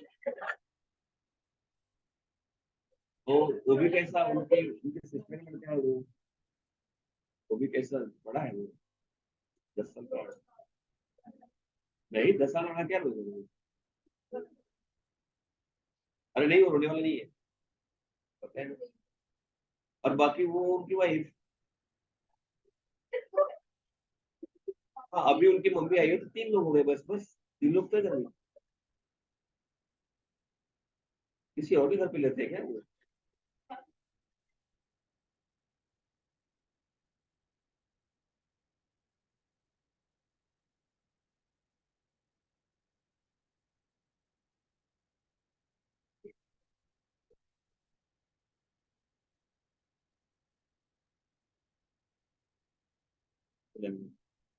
यही डिफरेंस है जेंट्स और लेडीज में, इनका पंचायत पे ज्यादा ध्यान रहता है।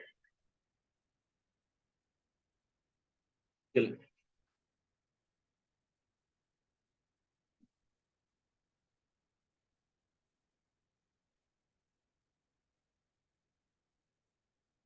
एक होता है मेटाफॉस्फोरिक एसिड, ये मतलब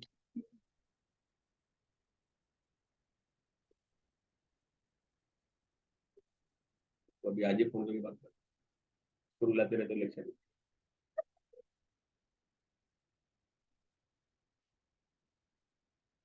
नहीं वो नहीं, वो मैं कौन सोच, मैं किस सोच रहा हूँ?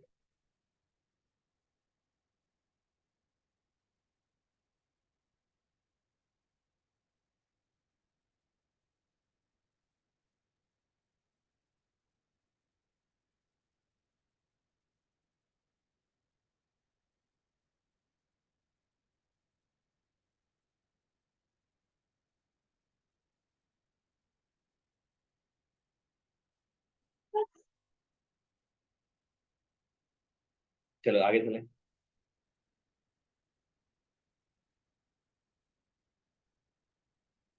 Point two remember.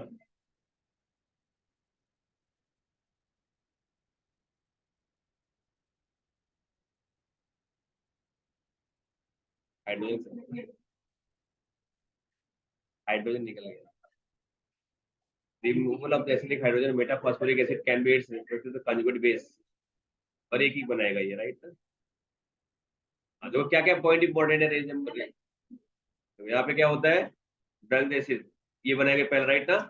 After that ये तो सिंपल है, इसमें नहीं लिखोगे तो भी चलेगा, इसमें याद है हम लोग को, रिमेम्बर करने की जरूरत नहीं। कुछ ऑर्गेनिक एसिड के स्ट्रक्चर देखो, जैसे फॉर्मिक एसिड है, फॉर्मिक एसिड राइट ना, या इसी को मेथेनोइक एसिड बोलेंगे। अब यहाँ पे देखो, ये वाला हाइड्रोजन निकल सकता है ना, जो हाइड्रोजन ऑक्सीजन सेक्टर है वो इजीली निकल जाएगा। तो इसका कॉन्जुगेट बेस क्या बनाएगा, फॉर्मेट।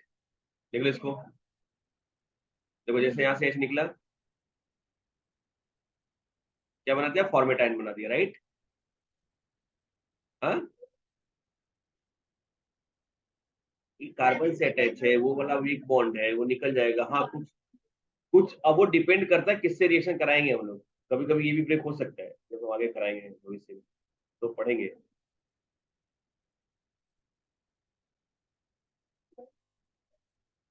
अब जैसे एसिडिक एसिड है, देखो यहाँ पे एसिड, अब यहाँ से ये H प्लस निकलेगा, एसिटेट आयन हो जाएगा। Conjugate base is what, acetate ion. तो सिंपल ये सब है। ऑक्सैलिक एसिड, अब ये डाई बेसिक हो गया, क्योंकि 2 हाइड्रोजन निकालेंगे यहाँ से, ऑक्सलेट आयन हो गया, राइट ना।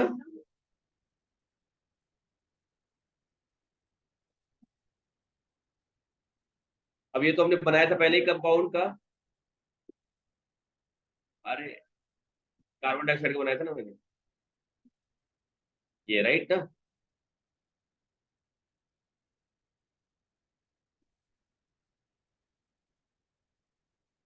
वो मैं बताऊंगा अभी, अभी सब हाइब्रिडाइजेशन वगैरह सब बताऊंगा, सब बताऊंगा ये सब। अभी अभी यहाँ पे, अभी यहाँ पे इस पे प्रेशर मत दो,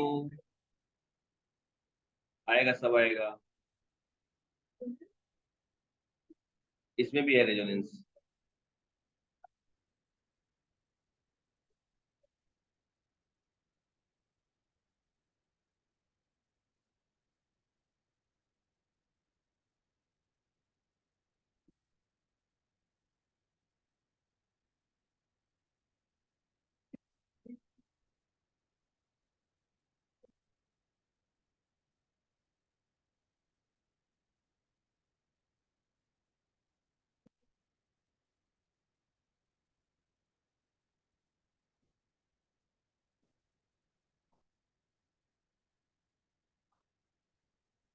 चलो सुनो भाई, अब मैं रेजोनेंस बताने वाला हूं, जरा ध्यान देना।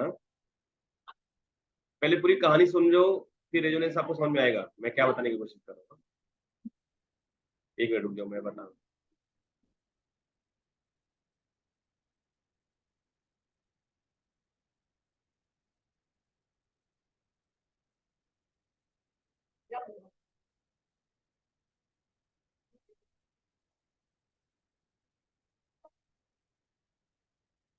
देखो, व्हाट इज रेजोनेंस, सुनो, व्हाट इज रेजोनेंस। अब कोई बात नहीं करेगा।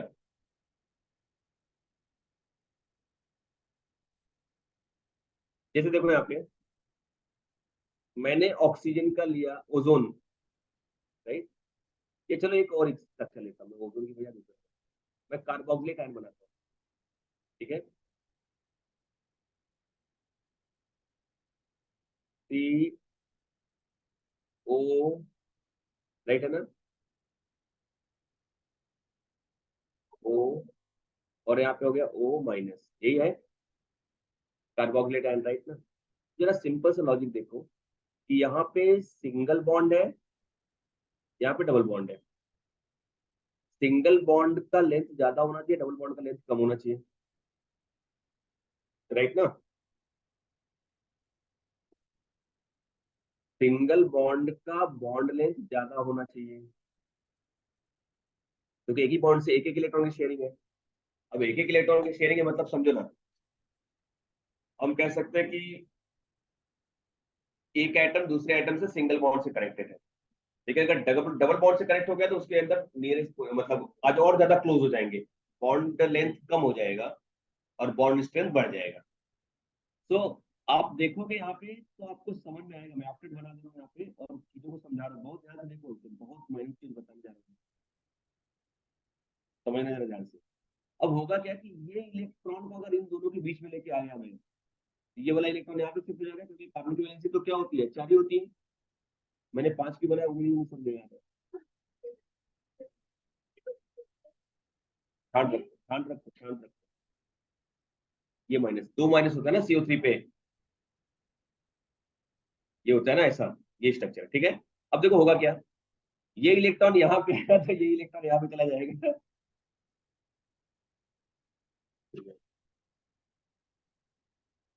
यहाँ पे आया, हाँ, क्योंकि ये यहाँ पे आया तो इसकी वैलेंसी 5 हो जाएगी, वो तो होगी नहीं। देखो कार्बन की वैलेंसी 4 होती है, अभी यहाँ पे 1 2 3 4 है। अच्छा ये देखो, यहाँ पे 1 2 3 4, राइट ना।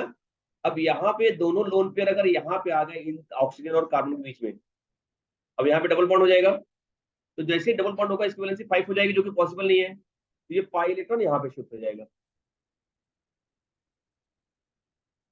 आई शाबाश, यही तो बता रही है लव।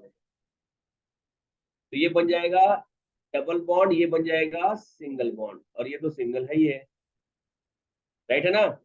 अब यहाँ पे एक लोन पेयर कम हो गया और यहाँ पे एक लोन पेयर ज्यादा हो गया, ये निगेटिव आ गया यहाँ पे, ये निगेटिव आ गया यहाँ पे, निगेटिव तो था ही पहले से, समझाया ना। अरे बता रहा हूँ, रुको एक मिनट, एक मिनट, थोड़ा मुझे समझा लेने दो प्लीज, मुझे टाइम दो थोड़ा सा। अब अगर ये इलेक्ट्रॉन फिर से इसका मन किया, देखो जरा ध्यान से, अब इसका मन किया कि मैं यहाँ जाता हूँ, तो बोलेगा आ जाओ मैं यहाँ जाता हूँ।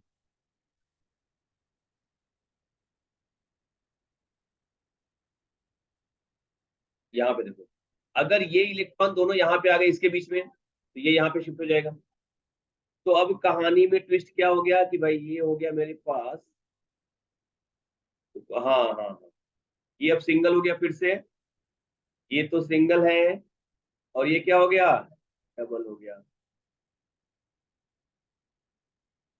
नहीं नहीं, मैं बताता हूँ आपको आज, अरे मेरी बात सुनो, आज रेजोनेंस ऐसा समझ जाओगे कि जिंदगी में नहीं, आपको जिंदगी भर आपको कोई दिक्कत नहीं होगी रेजोनेंस समझने में। मुझे ध्यान से दो सुनो पहले, अब बातें मत करो, एकदम बातें मत करो, एक दूसरे को नहीं पहचानते आप प्लीज। मैंने 3 स्ट्रक्चर बनाया यहाँ पे, 1 2 और 3। ठीक है, अब मैं आपको डेफिनेशन बताने जा रहा हूँ रेजोनेंस का। मैंने स्ट्रक्चर बना दिया, अब मैं डेफिनेशन बता रहा हूँ। 3 बार बताऊंगा। पहली बार बताऊंगा आपको नहीं समझ में आएगा, दूसरी बार बताऊंगा भी नहीं समझ, फिर तीसरी बार मैं समझाऊंगा तो भी नहीं आएगा। कुछ नहीं, फिर समझाऊंगा, मैं तो समझाऊंगा 4 बार, आपको समझ में आ गया कोई दिक्कत नहीं। हाँ चलो चलो, पहले ही पहला पहला डेफिनेशन सुनो मेरे को ध्यान से। A compound represented by, this is the phenomenon. Resonance is what? Phenomenon in which a compound represented by two or more than two electronic structures, in which every structure is equally capable to describe most of the properties of that compound, but only one structure cannot describe all the properties of that compound. These structures are called what? Resonant structure is phenomenon.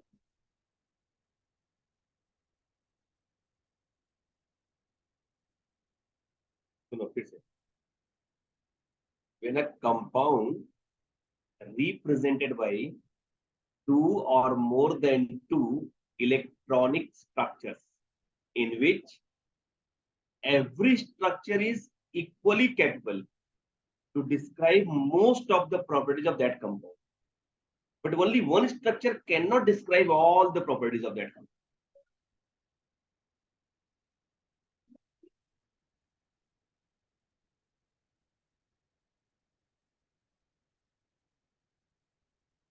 तीसरी बार बता, जब किसी compound को दो या दो से ज्यादा इलेक्ट्रॉनिक स्ट्रक्चर से हम रिप्रेजेंट करते हैं, तो उसमें से हर एक स्ट्रक्चर उस कंपाउंड के मैक्सिमम प्रॉपर्टीज को डिस्क्राइब कर देता है, बट कोई एक स्ट्रक्चर सारी प्रॉपर्टी को डिस्क्राइब नहीं कर सकता।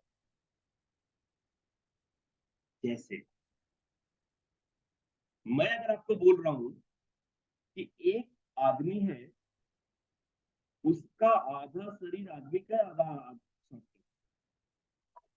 तो आप चलो एक स्ट्रक्चर ऐसा बना, ये आदमी बना दिया और ये सांप बना दिया, या तो ऊपर सांप बना दिया आपने और नीचे आदमी बना दिया, या तो फिर इधर आदमी बना दिया आपने, या तो फिर इधर सांप बना, इधर आदमी बना दिया, ऐसा।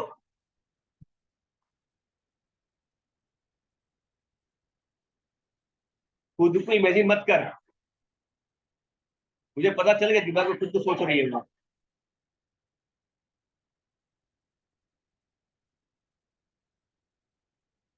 चलो सुनो, अब अब सुनो, अब अगर मैं पूछूं इसमें कि कौन सा स्ट्रक्चर राइट है जो कि आधे आदमी और आधे सांप को डिस्क्राइब कर रहा है, तो आप बोलोगे सब इक्वल है, राइट है ना?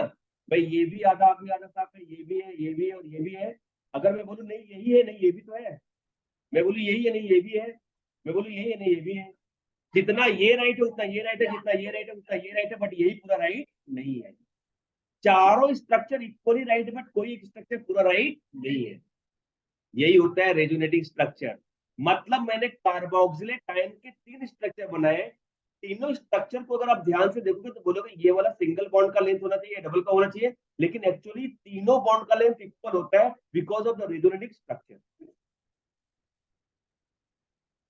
यही रेजोनेंस का मतलब कि यहाँ पे शिफ्टिंग होती है चीजों को, जैसे पाई इलेक्ट्रॉन शिफ्ट हो रहा है और डीलोकलाइज हो रहा है, लोन पेयर ऑफ इलेक्ट्रॉन। तो रेजोनेटिंग स्ट्रक्चर में सिर्फ पाई इलेक्ट्रॉन और डीलोकलाइज इलेक्ट्रॉन पार्टिसिपेट करते हैं, एटम पार्टिसिपेट नहीं करते। तो इसका मतलब देखो कि यहाँ पे भी डबल बॉन्ड हो सकता है, यहाँ पे तो तीनों के बॉन्ड लेंथ इक्वल हो गए, तो जब सारे स्ट्रक्चर को मर्ज कर देंगे तो बनता है हाइब्रिड स्ट्रक्चर। ये कर दिया ना, तब यहाँ पे हो गया पार्शियली डबल, यहाँ पे हो गया पार्शियल डबल, यहाँ पे हो गया पार्शियली डबल। तो दो माइनस को तीनों में हम लोग इक्वली डिस्ट्रीब्यूट कर देंगे, ऐसा में ये हो गया हाइब्रिड स्ट्रक्चर। घूमता रहेगा। तो ये स्ट्रक्चर रेजोनेंस में hybrid structure is actual structure, तभी आप तीनों के बॉन्ड लेंथ को जस्टिफाई कर सकते हो, राइट? समझ में आया? ये कहानी थी। ये भी करेगा, जितना ये करेगा उतना ये तीनों करेंगे ना। अगर बोलूं ये करेगा, हाँ ये भी करेगा, अगर किसी ने ये बना दिया ये भी राइट है, ये बना दिया। इसीलिए तो बचपन में आपने पढ़ा होगा बेटा, जब आप बेंजीन बनाते हो तो ये बनाते हो ना ऐसा। एक तो ये बना दिया आपने बेंजीन, चलो ठीक है। मैंने ये वाला बना दिया बेंजीन, ये भी राइट है। अगर एग्जाम में ये बनाओ तो भी मार्क्स मिलेगा, ये बनाओ तो भी मार्क्स मिलेगा। इसीलिए दोनों को मिला करके हमने बेंजीन कैसा कर दिया, नीचे में गोला बना दिया, because of the resonating structure. समझे ना? तो जितना ये राइट उतना ये राइट, जितना ये राइट उतना ये राइट। बट कोई एक पूरा राइट नहीं है, कोई भी पूरा राइट नहीं है, कोई भी पूरा राइट नहीं, कोई पूरा राइट नहीं है। सब आधे आदमी आधा साफ है। समझ में आया?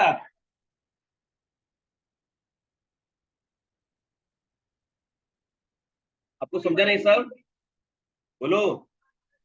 तो यही कहानी है यहाँ पे, देखो देख लो यहाँ पे।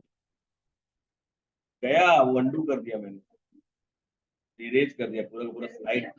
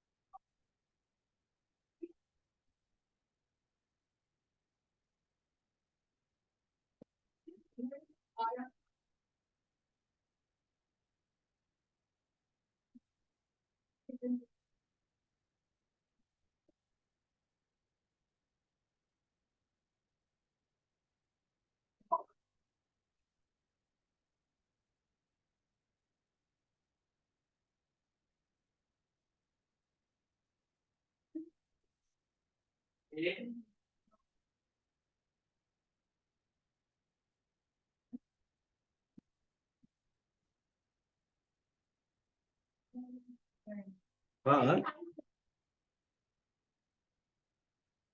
ये लिख लिया।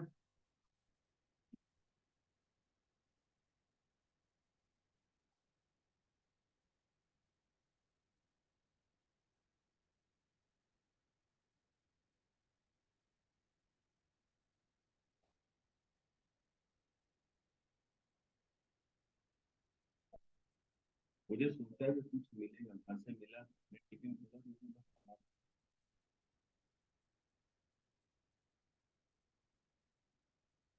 नहीं,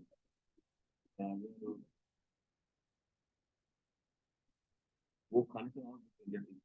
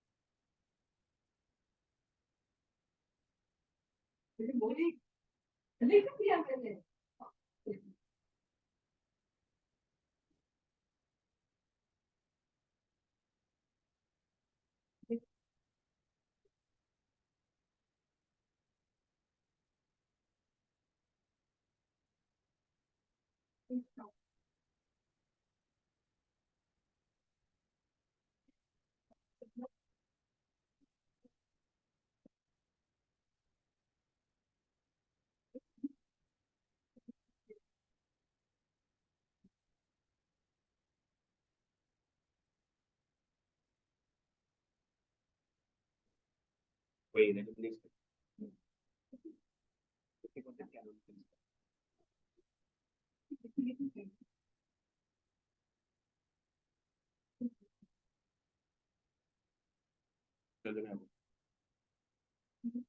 अभी स्ट्रक्चर बना सकते हो देख रहे हो ना पता चल रहा है ना यहाँ पे ये यहाँ पे शिफ्ट होकर यहाँ पे shift होकर चल रहा है ना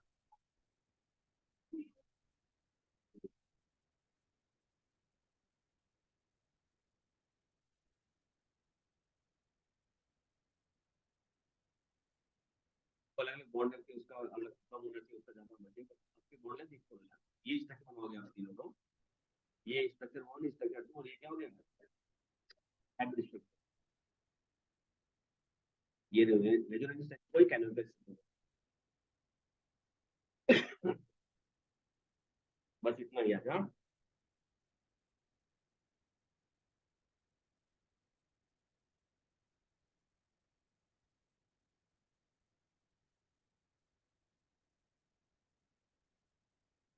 ये तो जाएगी आपकी तो मेरी ट्रेन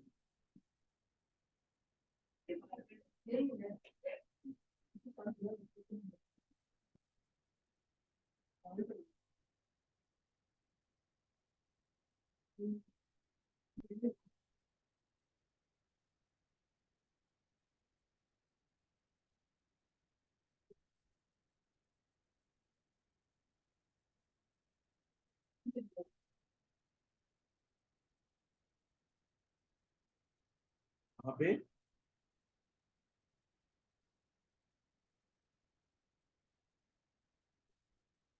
क्या हो जाएगा वो हटा देने का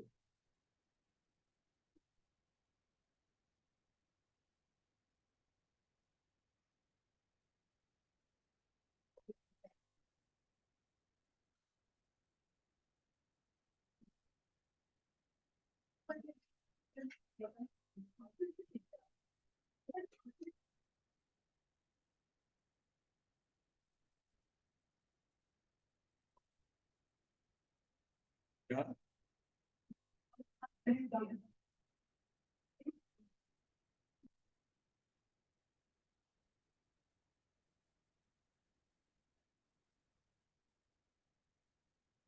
तो सही है लेकिन अभी सोचो कि आगे की जनरेशन में क्या होगा तो सोचो